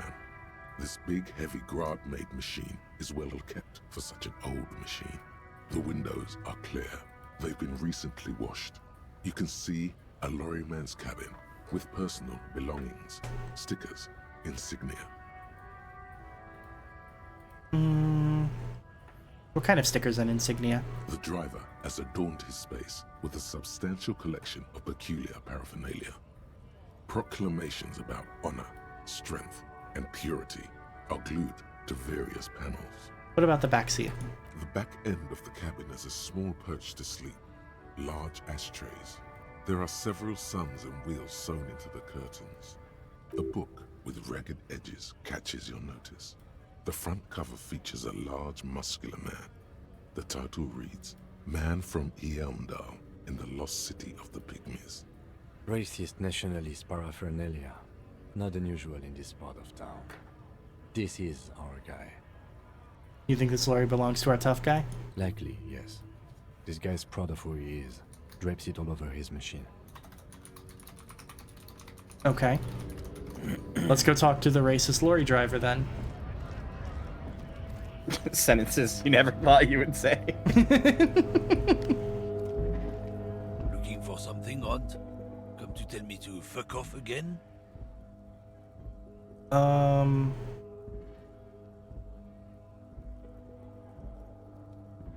Let's see. I found this mug in the trash. Yours? Oh man, that's great. Look at that guy go. Haven't seen anything that funny in a while. Is it yours? God damn. Thanks for that, but no, it's not mine. He doesn't live in Martinez. Okay. What are you hauling? Oh, not much anymore. I'm here to pick up some cargo, but the dock workers are on strike, so it's a sit and wait on your ass situation. How long has this been going on then? The strike? Oh, they've been at it for a while. A month, 2 months maybe. But this here is just the last week or so. What kind of cargo are you supposed to pick up? Apples. Apples is exactly the kind of thing you'd say if you had something to hide. Apples. Yeah, no, he is. Yeah, apples. Ah, shit. I take it you had other questions? I should have pressed. Damn it. Can I try again? Anymore. Apples. Apples. Sounds like a cover story to me. Look, as detective, I come from a long line of lorrymen. We got ancient rights and privileges. Oh, I'm here to pick up a load of fucking apples, man. Just regular, Koiko picked apples. A load of fucking apples. He's the practice racist. The tutorial racist. Damn, you're not gonna get. You're joking, but literally, yes, he is. He's put up the wall of racism. He's put up the wall of racism. Okay, you said something about the rights and privileges of lorrymen? Oh yeah, they're a big deal. My great-grandfather was a carter, had a royal license and everything. We've tried to hold on to our privileges. What's a carter? Someone with a cart. What did you think it was? That's how deep into history our thing reaches, before machines. And that's a privilege? Sure fucking is. We have a guild and everything, huh? Very ancient, very prestigious. So you're in a carter's guild? Goddamn right. They've been trying to fuck us out of our heritage in the name of Oh, thank you for the profit. resubscription. When they try to Lily, replace good us, to see you. they'll regret it. Trusting street thugs with their goods is going to fuck them right up the ass. Mark my words. Generations of practice and no laughing matter. If it's not you, then who's running drugs through Terminal B? Isn't it obvious? Fucking Sealang, that beady-eyed South Samaran. His little side business is a scam. I wouldn't be surprised if he was peddling drugs as well. Who's that? He's a Samaran guy who likes to pretend he's some kind of businessman. Really, he's just selling his employer stuff. Stuff he stole after he broke the seals on his Humanox lorry. Where do I find him? Just follow the smell. It smells like apricot and oil when you're nearby. Yes. Where is he? Looks like I offended your partner there. Too bad. Sea Lang's usually a little bit south of here, near the canal. You can't miss him. Just watch yourselves. His tribe are natural liars. It's in their blood. He's your man, all right. 100%. I wouldn't be so sure about it. Not until we've heard what Sea Lang himself has to say. Guess we need to pay Sea Lang a visit then. Guess so. Alright, I guess we're done for now.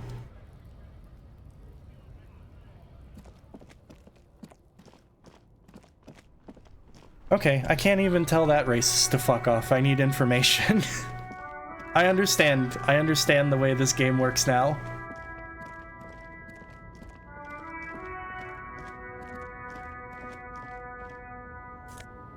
Money. We love money. Hello? The small, wrinkled woman does not greet you. She nods along to something on her radio. A photograph is clutched in her hands, and there is a warm smile on her face. The photo, an ambrotype from the turn of the century, as golden as her smile. It's the warmth of a winter night's fire. Maybe she could give you comfort and shelter, some cigarettes and food money. Maybe she's your...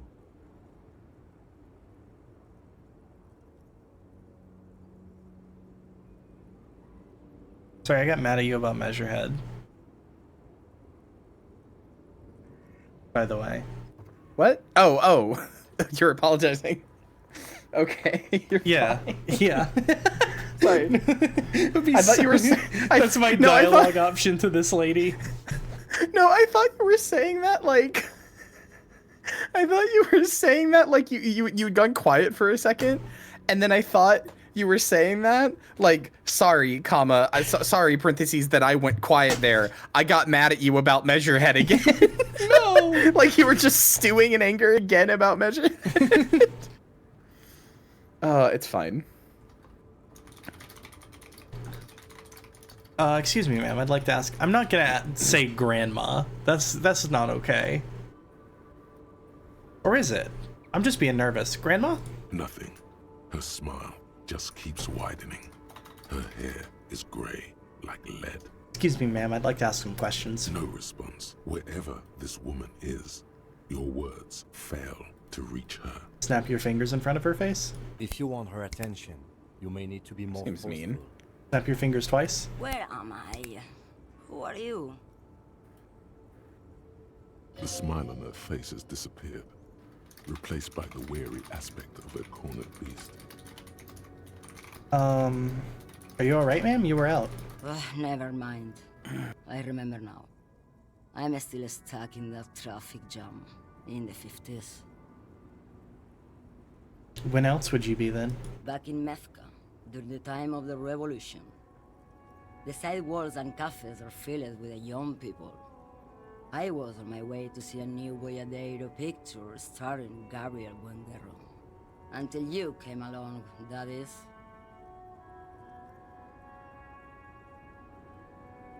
This is Gabriel Buenguerro.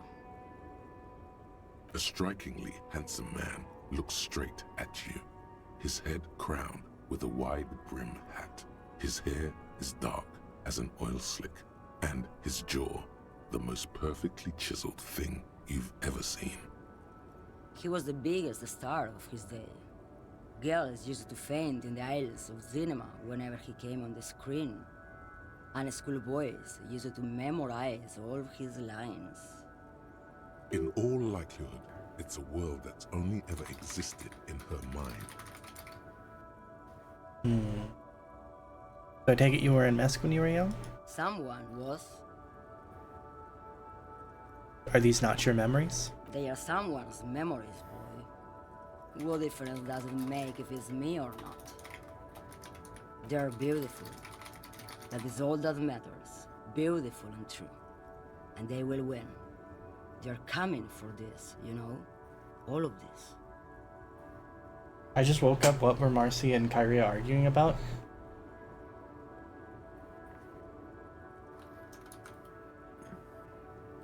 Were we arguing?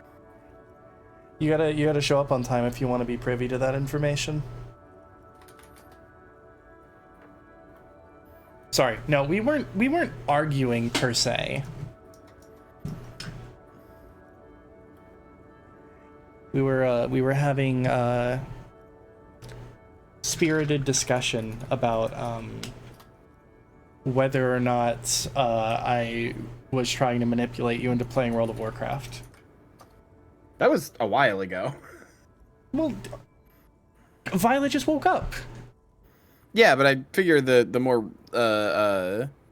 more recent thing is the more recent one is that I was up against God's strongest racist, and Kyrie was like, "You're gonna be afraid of this guy," and then I was, and then Kyrie was like, "Well, the important thing is not to be afraid of this guy," which was really helpful. You were like little baby. It's cute. Fuck you. She seems to derive some bitter pleasure from this strange thought, as if the past will one day wipe the present away, like a tidal wave approaching. Right, I have some other questions for you. Police questions. Why not, Harife? It's not like I have anything better to do in this hellhole. There's something off about this woman. Tell her to show you the soles of her boots. Maybe she was at the hanging somehow. Show me the soles of your boots. Now what do you want with an old woman's boots, Sheriff?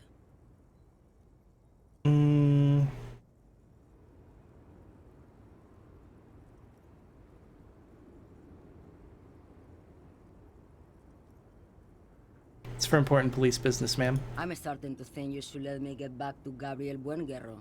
You are no Gabriel. I mean, she's correct. She's wearing sturdy workers' boots made of black leather. Buckles run across. The sole is also made of leather. Just before Gabriel, it was the coronation of Franco Negro. Now, there was a real man. Okay. Moreover, the boots were size 37. Tiny. There are too many discrepancies in all this. Another discrepancy, although not boot-related, is the coronation of His Innocence, Franco Negro, which happened 500 years ago. Alright, what do you mean by that? It was. And then it was no more. And I was no longer holding my father's hand. He was no longer descending the stairs in Ryle. The crowd had gone silent. Perhaps it was another Herife who came and woke me up, looking at my boots, asking questions. Or perhaps it was one of the others in this carnival. I don't remember. As she says carnival, she gestures to the empty square with the statue and the machines. She is not Oddsoul. These are not the boots that made the prints. I could have told you that from just looking at them. The size is 37. Damn, okay. The feet of a little girl, they fit well on the pedals.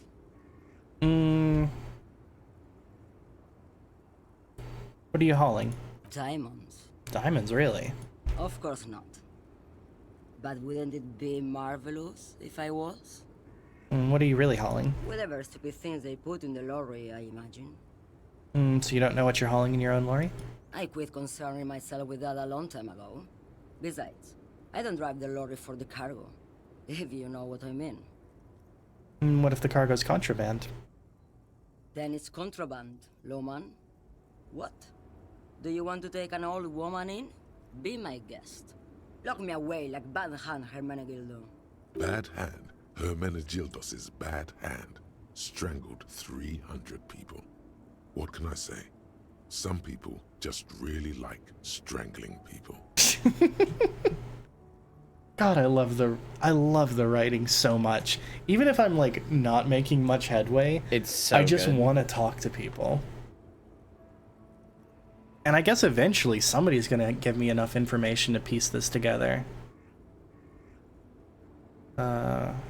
See, I still don't understand this whole Boyadero thing. Of course not. To truly understand the Boyadero, you need to listen to on the Western Plain. A Boyadero, Boya for short, is a cowherder from upstream Magritte, the great steppes of northern Mesk. He is a rugged individualist and explorer.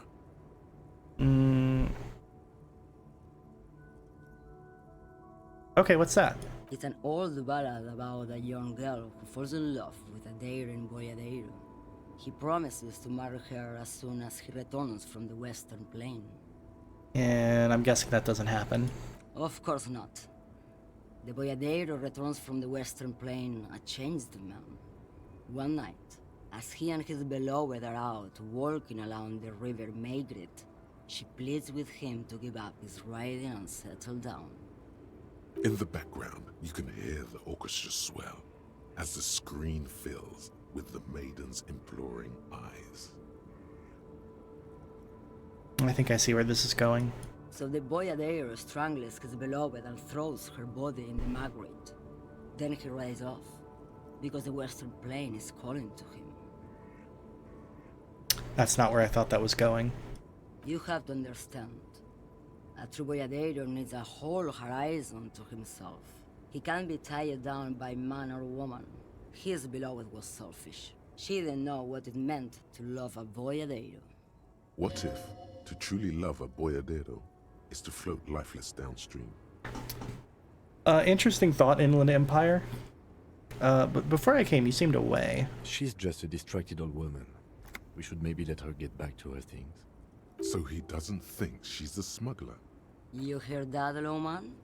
I don't think your partner likes you spending too much time with me. Wait, why is that, Lieutenant? Nothing. I just don't think she's connected to anything. Cam, the dialogue is good. He doesn't want your frail mind caught up in something here. Something unconnected to the case. But connected to this woman tuning out like that. Did you drive a lorry if you get like that? I'm actually gonna ignore him here, I think. Oh, don't worry about me. I'm one of the best camioners around. I drive routes no one else will. What routes? The Monosov's Land, Udashnaya Zemlya, the Western Plain, the Transcatolia Magistral, U4-1A, Adestradas du Mirador, all the good ones, the deep trenches, where the bluebirds fly. I'm something of an expert in blacking out. You should take better care of yourself. You're right, Lowman. I'm the one who should take my health more seriously. Thank you for looking out for me. Alright, fine, touche. A correct appraisal. You're quite shabby. Is that all you woke me up to say? Thank you for now. I'm not gonna ask her about drugs. Yes, go. Enough jamboree. I need to get back to Mesky. I need her to teach me the song so I can sing it at karaoke.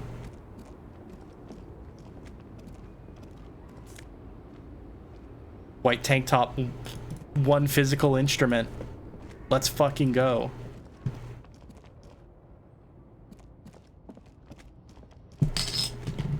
What else do we have around here? We got money. That might help you kick Measurehead's ass. I mean, that's 50% more than you have now. Yeah, it might help. Thing is, when your stats are so low, like in a thing like this, then even just single-digit increases are huge, you know? Yeah. He might still kill me, though. I mean, all you have to do is agree to what he says when he has your hand crushing. He's crushing your hand, and he won't hurt you. Fair enough. Anything else I can do around here? Garbage can? Can I get to that bucket at all? No, not yet.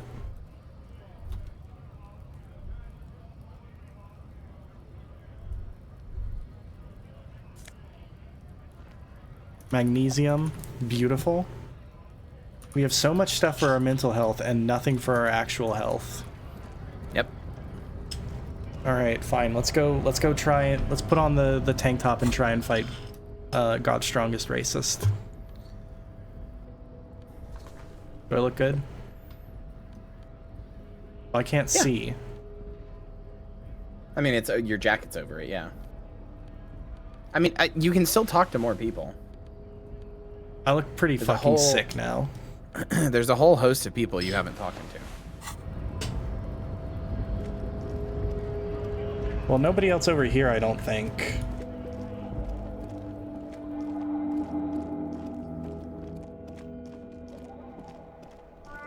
See, I haven't talked to... I didn't mean to... Not yet.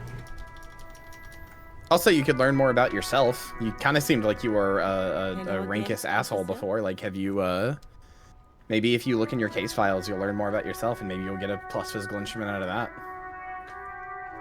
I doubt it. Why? I don't know. There's no reason to doubt that. The pattern still kind of has an ethnic feel to it, but nothing familiar. Who are you? Gone. What's the meaning of the tattoo? For you to discover. You've gotten as far as you will without assistance. Someone close to the victim might know. Okay. Someone who knows about history could tell you. Okay. Fine, I'll look at the ledger. It's the ledger you found in the trash. A cabbage of papers hanging from the board, with the permeables drawer inside. It's barely. And yeah, I haven't gone into Freed yet. Sorry, I didn't see. Smell of urinal cleaner. I don't know why you're so against the idea of looking at your ledger. Because I'm being pushed in a million different things. I'm looking at my ledger right fucking now. Yeah, but you were like, fine, I'll look at my ledger. Like, what else are you gonna do? You can't. I feel like you've squarely focused on beating. What do you mean? What else are you gonna do? There are 400 million tasks. Okay, so pick one and do one. This game has 10 bajillion options. I know. Okay. So let's go down this list. Interview the union boss. Can we do that right now? Is that possible? Not unless I can beat up Measurehead, which is unlikely. Okay, so let's just, that's fine. We'll move on to the next one. Can we do the field autopsy? Possibly. Okay, do you want to do the field autopsy? Not really. Okay, so then what about the next one? Find out who's in the union box. Okay, they're not there today, but they'll mostly show up, or eventually they'll show up, so that's nothing to do. I remember what these today. guys do, they're not helpful. Okay. But either way, you can't do anything about it today, so that's nothing. Okay. Run the number on the victim's armor. You could use Kim's shortwave radio to do that. Maybe that'll tell you more about the victim. Maybe that'll help you do the field autopsy. Who knows? He does have tattoos that are kind of similar to Measurehead's. Like, you're losing your mind, but like half of this stuff you can't even do right now. I play this 2 times a week, and my memory is not good. Your memory is fine, and also I'm here to help you remind you of things. But, like, this journal is here to help you. Don't just look at it and go, like, a bunch of words, scary. Alright, that's a really, like, reductive view. I said nothing of the sort. Well, I'm just saying, like, what else is this? Thank you for the stretch, and thank you for the drink.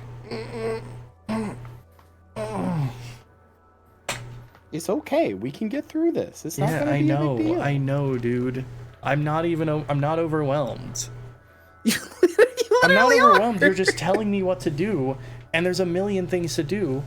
So let me pick. That's what I'm doing. I'm helping you pick because you're overwhelmed because you weren't picking. You were just. I wasn't overwhelmed. I forgot the journal was here to look at. But you literally just opened your journal and went, there's a million things to do, and swung your mouse all over it, implying you didn't know what to pick because there were so many things. It wasn't okay. What? That's a deep read. I was not implying there was too much to pick, just that there's a lot to pick. Okay. There's well, we have the of journal things to open do. now. Let's pick one and narrow it down. Yes, that's what I'm going to do. Okay. I was reading the thing. All right. And then I looked at the journal. Is there anything else in the journal that grabs your eye? Well, not right now, because I'm looking at a ledger. Okay, let's look at the ledger then. I am. Oh, and the cool piece of toilet paper is stuck to the back. I understand there's a lot to do, and I understand that there's a lot of guidance that could be useful. Being backseated and told stuff doesn't. I'm not backseating you. I'm not backseating you. Okay, you just complained that there was a lot to do, and you complained that you play this 2 times a week and that your memory is bad. Okay, right? You did do that, yes? Like, so I'm trying to help you, like, figure out a path forward so that we can do something. Like, I was doing something. I was talking to the lady. I was meeting people. Yeah, so you can keep doing that. I'm not telling you what to do. Maybe do the ledger. No, I suggested the ledger because and then you were like, "Why said, are you so averse to doing the ledger?" When I was a little bit annoyed that you kept pushing me to do the ledger. Because there's a million things to do. You can do any of them, and you didn't know what to do. I'm giving you one example.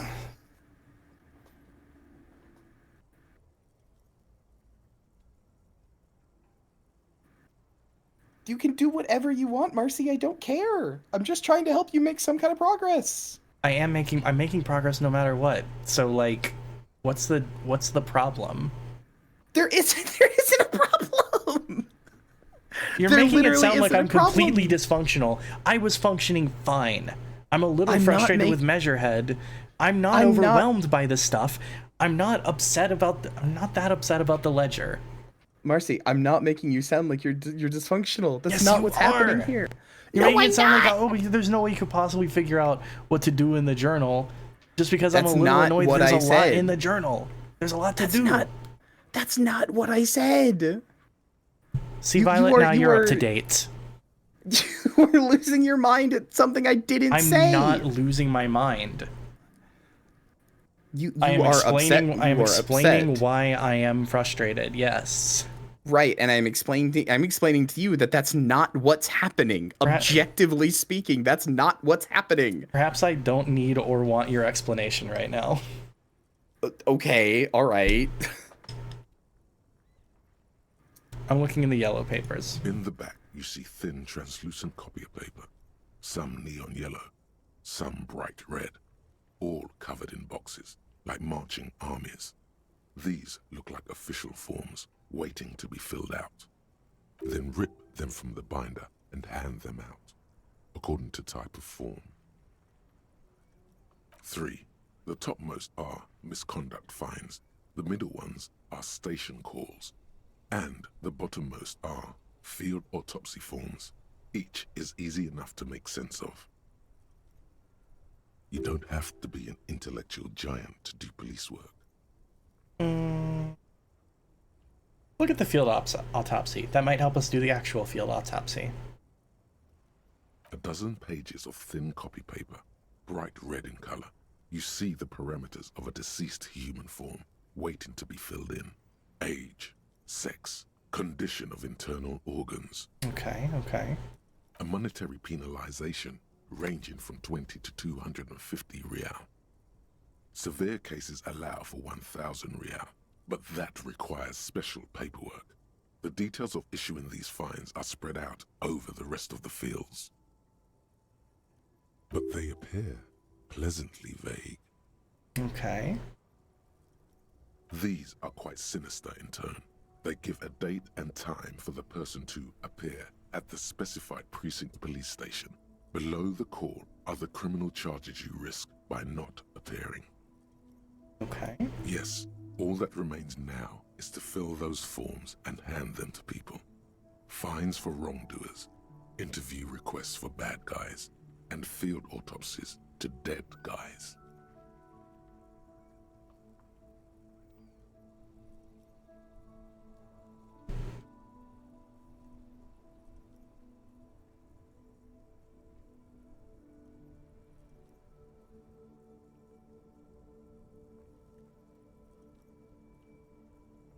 The rest of the stinking cellulose is much worse for wear.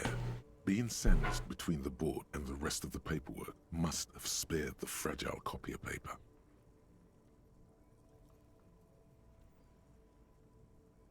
Listen, I'm sorry for snipping. I don't want there to be like weird air. I'm just letting you listen to the thing. There's a lot of dialogue. I'm letting it play. All right. Arson, Petty theft, spousal abuse. Handwritten logs on dozens of investigations date back to January 51. Stamped. Right. Okay. Commit. I think I already looked at all of this. You don't exactly close them, so much as distance yourself from the smelly papers. They're a little further from your nose now. Alright. It takes about half an hour to piece one together, using the system you've devised. Which one do you want?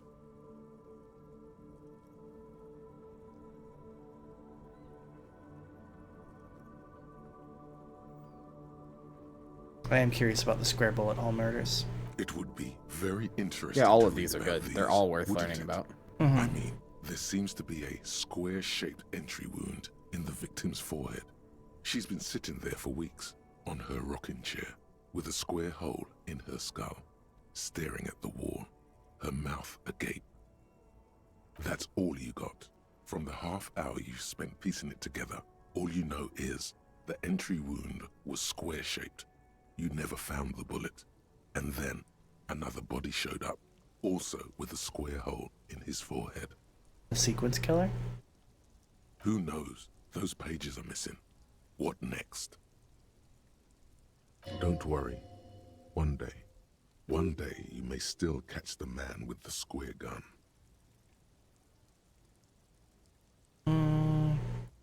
Next world mural. This one is relatively easy to reconstruct. Overnight on 1202, a graffito, nay, a mural, appears on an 8-story tenement overlooking central Jamrock. The building is a sparsely inhabited ghost tower, part of a failed real estate development called Grand Couronne.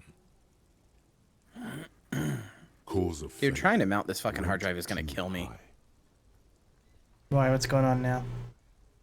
The mural is Linux is the worst thing that's ever two been invented by silhouettes, human beings. A man and a woman kissing. The text tucked into their form reads, Is that the case? Yeah.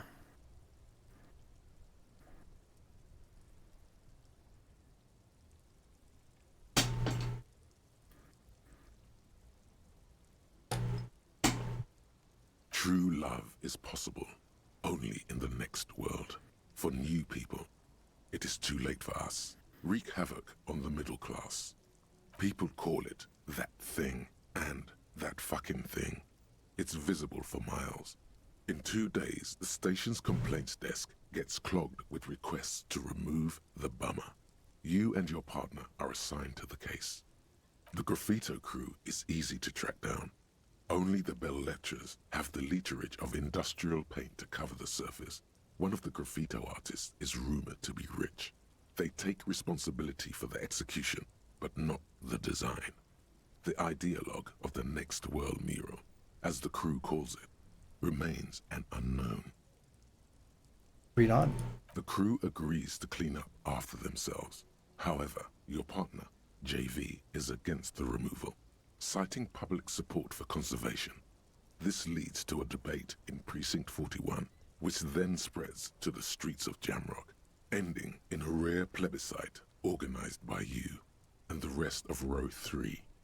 The 9,000 people subjected to the mural's message, all of Lakeside, Central Jamrock, and Villa Lobos, plus half of the eminent domain, participate in the vote. Although the case begins with what appears to be a lot of rambling on the streets as to how juvenile and stupid the mural is, given a choice between two options. I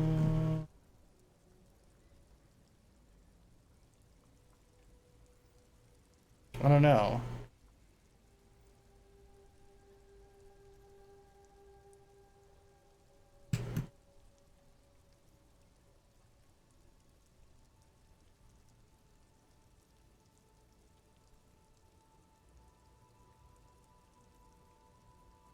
I don't know. I suppose keep the mural. A staggering 78% of voters choose to keep it. Turns out the opposition were a loud minority. And that love truly is possible in the next world for new people. And it is Not too for you, late though. for us. Not for me.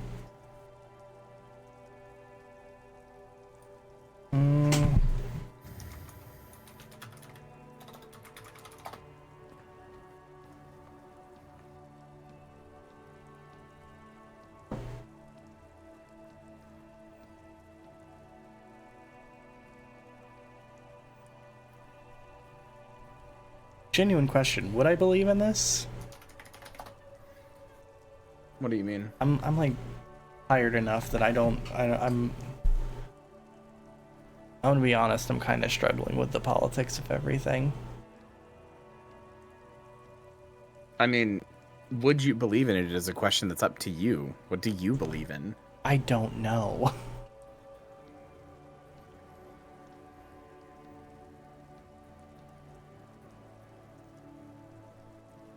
I don't think it's too late for us, so I must have voted to remove the thing because I don't believe in that rubbish one bit.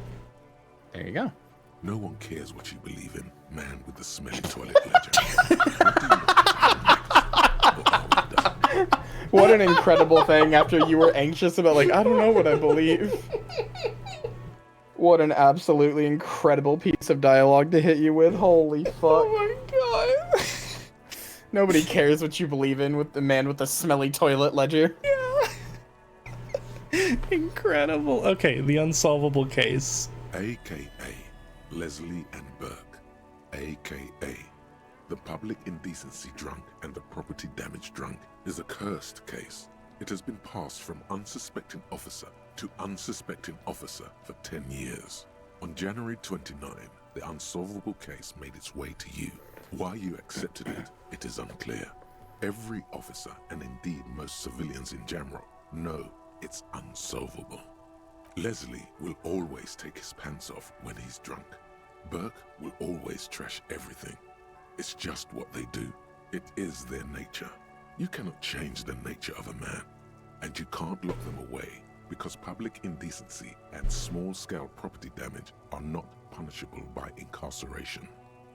The only way for Leslie to stop flashing his genitals to bypassers and for Burke to stop dismantling signage and rear-view mirrors would be for them to stop drinking alcohol, which in their 40s or 50s, it's hard to tell because of their distorted features, is a medical improbability on par with you ceasing to produce the expression.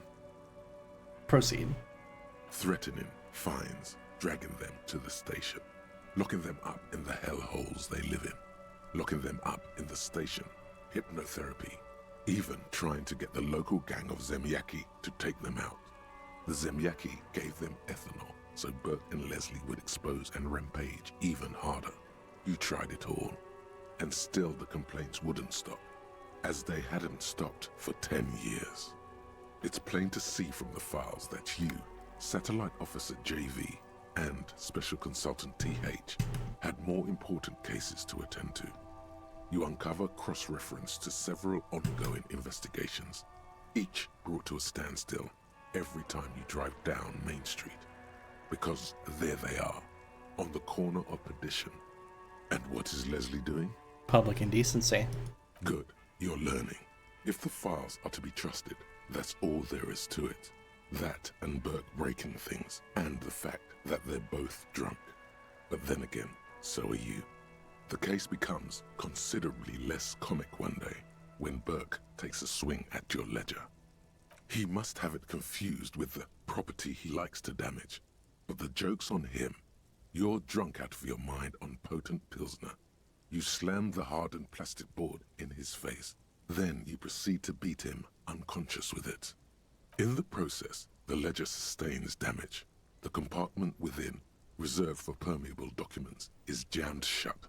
You stop your assault on the now unconscious Burke to open it, but are unable to do so.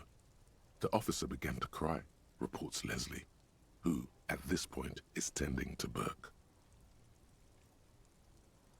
He came at us, and at us. I think he was trying to kill Burko. While trying to kill Burko, you slowly come around. The permeables compartment is open. You've smashed it open on poor Burko's kneecaps. The good news is, Burke can't walk anymore. Can't get out of his apartment, an invalid. With Burke to tend to, Leslie cuts back on the indecent exposure. Maybe he flashes his genitals to Burke. Who knows? But both drunks are off the street. The complaints stop. The unsolvable case is solved. Holy shit. Is this the only one that I solved? Maybe. Which is also why the officer responsible narrowly escapes a disciplinary hearing. The end. Do you want to read another one? Some assholes brought their couch outside and hung out on it. In the middle of the street, on the roof, on the hillside by the motorway. You know, at an unexpected location. They were young, and they thought they looked cool on it.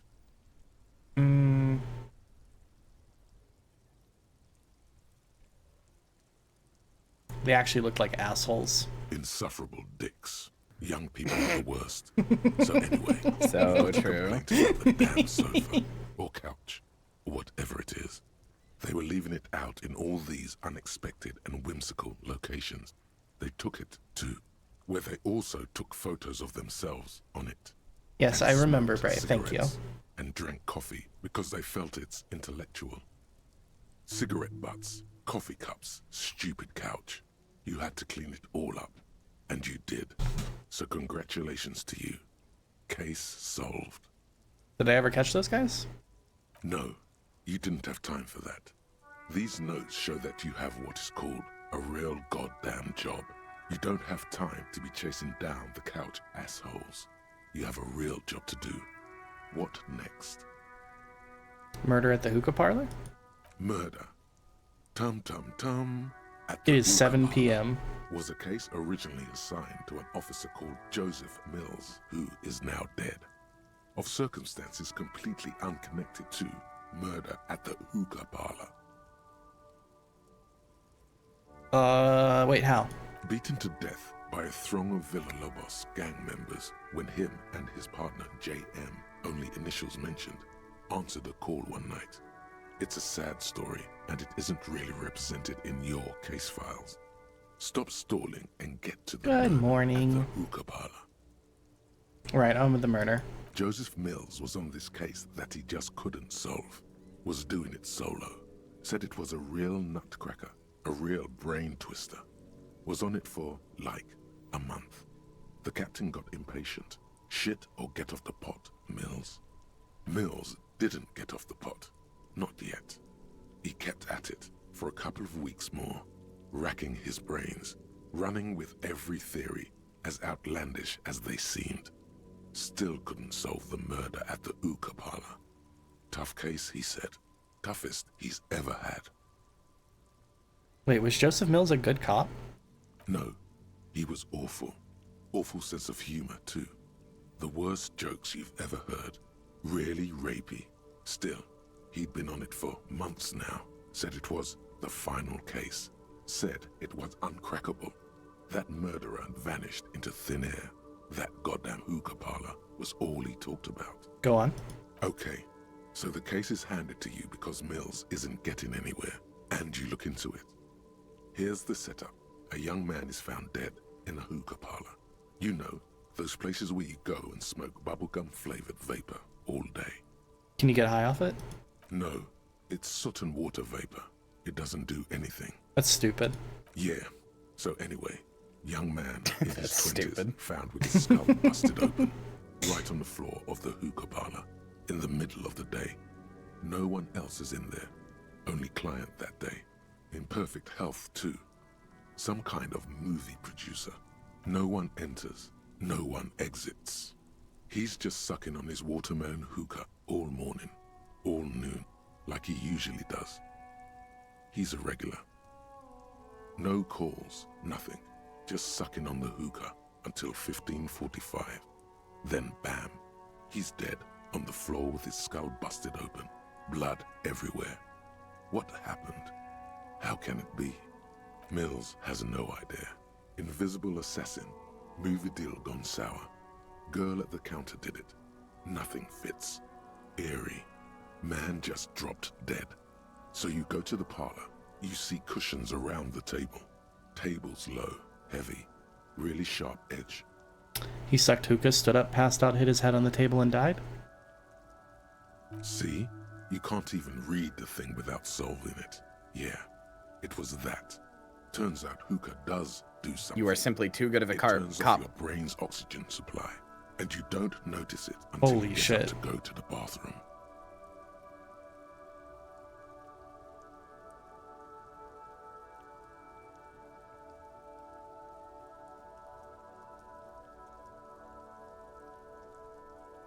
And what was he doing there for 6 hours?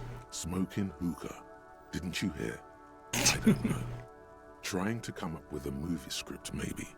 Anyway, that was Murder at the Hookah Parlor.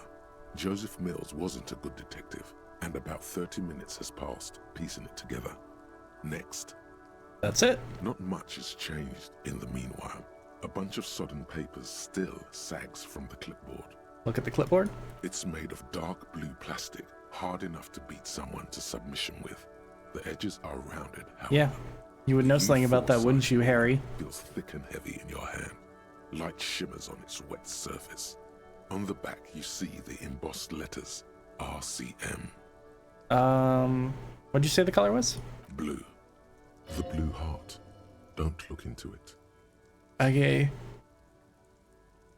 Something rattles inside, ever so lightly. Is there a hidden compartment? Permeables. It's not hidden per se.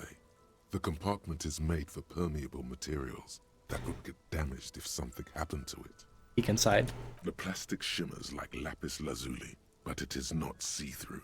You cannot see to its center. How would I open it? With your hands, you 4-sized pages hang from the clip, screwed to the top of the board. Oh, hey. Here we go. +2, because I can crack it on the knee like Burke. Yep. Okay. The two sides of the board appear slightly misaligned, like a drawer that's come off its slides. If you bend the plastic on your knee slowly, the slides snap back into place. It should be possible to just, Slide the drawer open.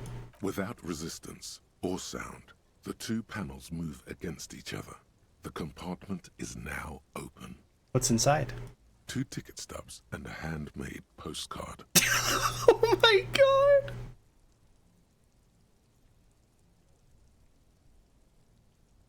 Pick up. Yeah, that sure is an option. Oh my god! Pick up the ticket stubs. 2 octopuses are smiling, reaching their tentacles toward each other. You should click it in and the see what colored happens. Pencil drawings. The tickets permit access to the zoo in Revachol East. The aquarium costs extra. These let you go there too. Am I going to if I do that? I haven't saved recently. You should click it and see what happens. Okay. What? Wait. But I don't even know what's on the card yet. Well, if you click proceed, you'll lose the option. Okay, fine. Somehow.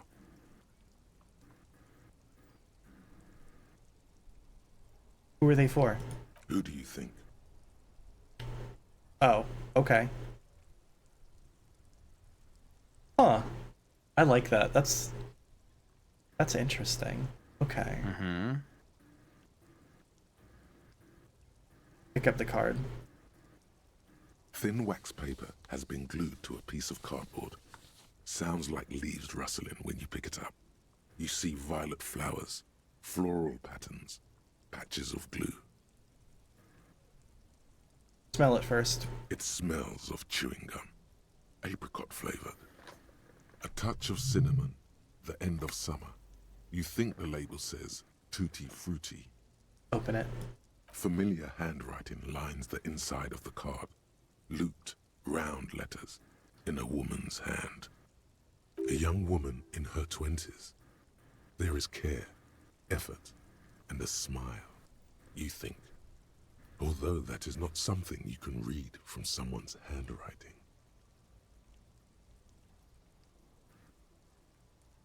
Harry, it begins. You're already reading. I wanted to write you a letter so you can read it when you wake up. Maybe it will make you happy. Throw it away, please.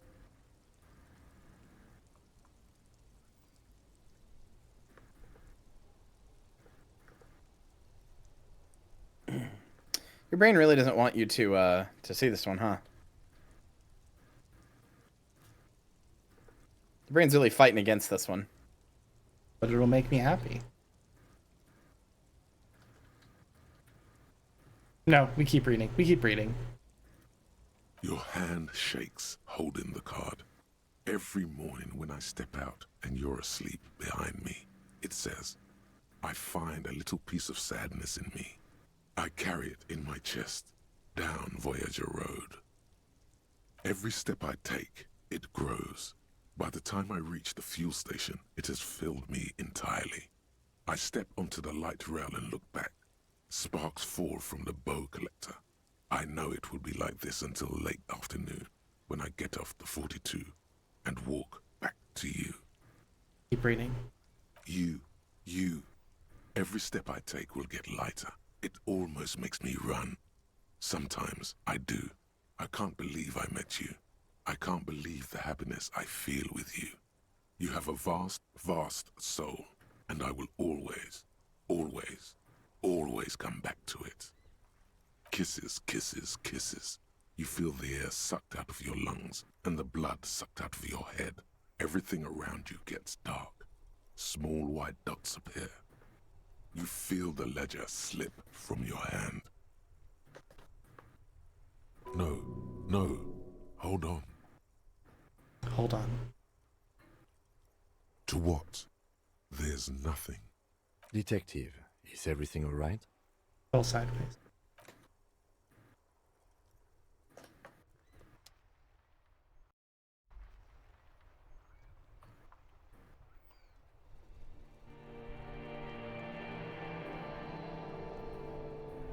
Congrats. You went through, you looked at something so traumatic it killed you. It didn't damage your health, it just killed you. There is nothing. Oh my god.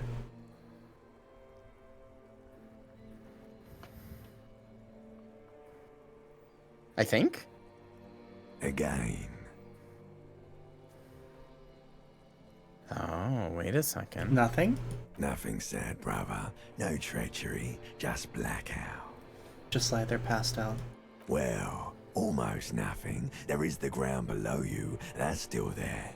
And the small light that's on, fluttering, somewhere in the basal ganglia. Who's that? That's me. Blue eyes, that's me. And who was that? Who was what? He speaks of the sickening longing, the unwell emotion. Even in the darkness, he's grasping for it. Still trying to hold on to the great sorrows slipping in the water. Slimy. Yeah, that's the stuff. Here in the paleo-mammalian cortex, we call it the shadow. Because it's always there. Was that the X something? The bloated corpse of the past resurfacing. Yes, that. Don't prod at it. It will start moving again. Where is Voyager Road?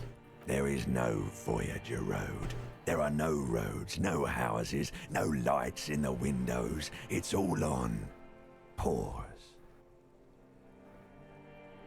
Bloated corpse of the past resurfacing. No, it was beautiful. Beautiful. Okay, that didn't help. Believe me, stupid ape. Its lack of beauty was not the problem. Enough. Just lie there motionless, I guess. You think they would let you? Until you disintegrate into biomolecules? No. Someone is breathing on your face now, inspecting your pupils, stupid idiot. What is that? It's cold. Yes, they're pouring something on you. It's in you. And it's delicious. Glowing lights on a dashboard emerge out of nothingness. Where am I? In the upholstered cabin of Lieutenant Kitsuragi's motor carriage, seated in the driver's basket. The air is thick with leatherworks and heavy fuel oil. Cold water runs down your chin. Drink. Water. Drink. The water is cold, silvery, the stuff of life itself as it pours down your parched throat. The pounding in your head recedes. The darkness parts. Drink. You haven't drunk water in 2 days. Did you know the human body is not made to survive on alcohol alone? You need a secondary form of hydration. Drink. With greedy gulps, you down half a liter of cold water. Some of it spills on the driver's seat. The lieutenant pays no heed to it. What happened?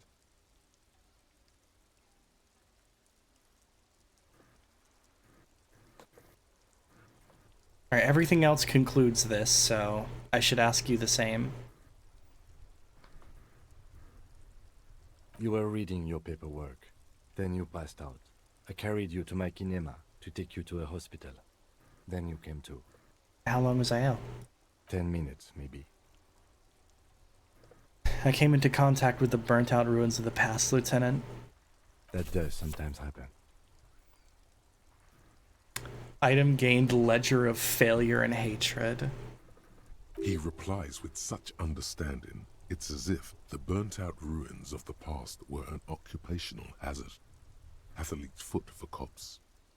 You dropped these. Are you okay to proceed? Just not. Good. The Ledger of Failure and Hatred is a special item that can be used both as a weapon and a tool equipped in your health slot for skill bonuses. Find it under the Tools tab in your inventory.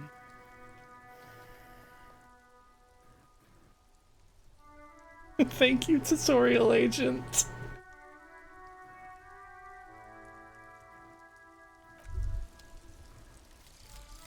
Aces high. For the rest of the world, the Aces High is just a cool Revachol thing, politically neutral. In Revachol, it still holds revolutionary connotations. Also, have you looked at Lieutenant Kitsuragi's clothes? He wears a bomber jacket, just like the ones worn by aerostatic brigades, and those cargo pants could store tools for hotfixing your aerostatic. Maybe you should ask him about this. I don't think I ever got this, so I have no idea what I've never learned about this. Damn, okay. +1 empathy towards Kim, +1 esprit de corps. Very cool. Alright. I don't think the roots of the RCM, so I think you can learn more about the history of the RCM from him. Cool. You only get this if you shoot down the body. Yeah.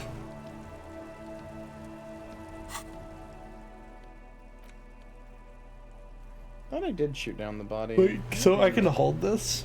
-2 authority, +1 Inland Empire, +1 empathy. Yep, you can put it in your hand to hold it.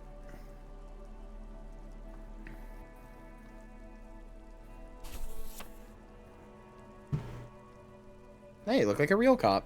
Kinda. I kinda do.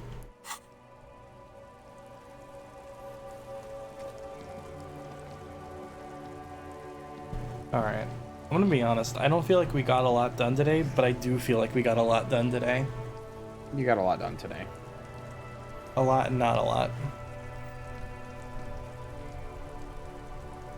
Slow progress is still progress. Like, I don't know, horizontal progress. But it's been a lot. I don't know what it is about it. This session in particular, like super drained me. So what happens when you're mean to me? I cast a spell on you. That's true. That's true. I got hit with the Kyria curse. I cast an evil spell on you. Did you breathe the miasma onto me? Yeah, sorry. I was just mad. Oh, well. I'll But try also, not. like, I'll try not to I'm not invoke your sorry. iron. I'll try not to invoke your iron next time, so we can get more done. Yeah, get miasma'd. Sorry, I'm not sorry.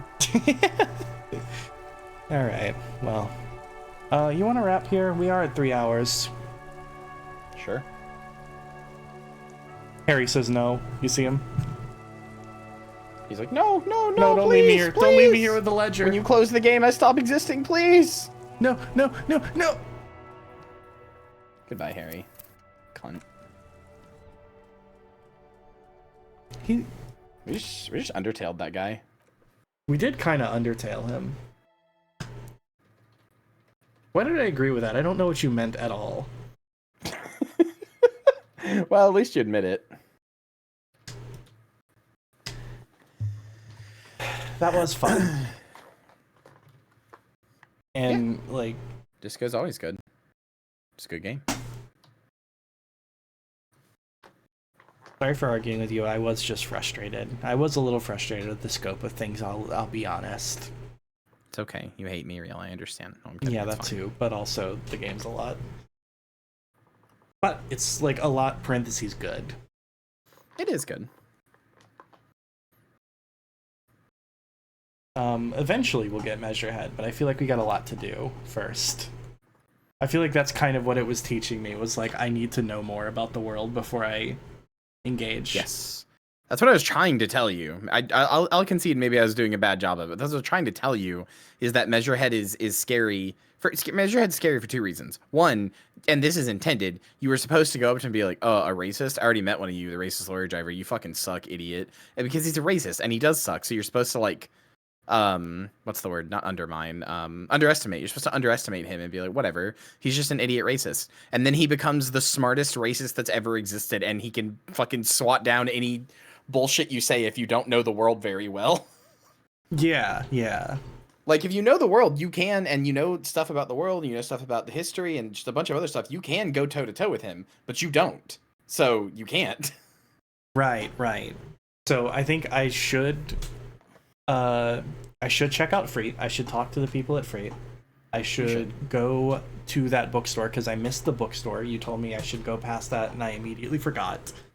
As a reminder, also, the game did tell you at one point you can go to Joyce Messier for a quote-unquote lowdown on reality. Right, I remembered that, but I wasn't sure if it was the right time today.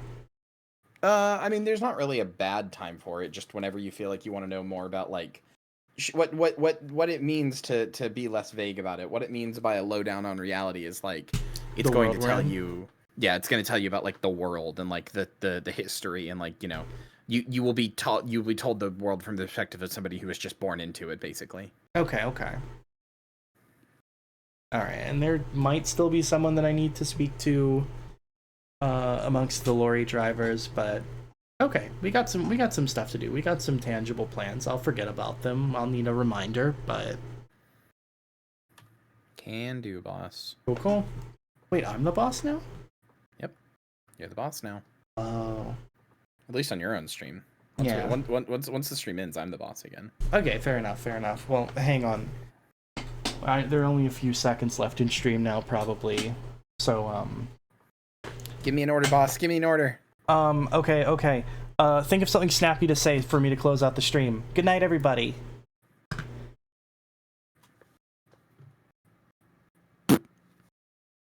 Thank you, subordinates. Terrible sound. I didn't end the stream yet, I'm sorry. You hate me? Alright, I'm thin now. That was a waste of points, friend. I'm not gonna be here for 5 minutes. But as far as you know, actually, you know what? Maybe it was the best use of time, because now I'm gonna end stream, and for all you know, I'm gonna be thin until Friday. Good night, everyone. You're gonna come back on Friday so hungry. I am. Anyway, good night.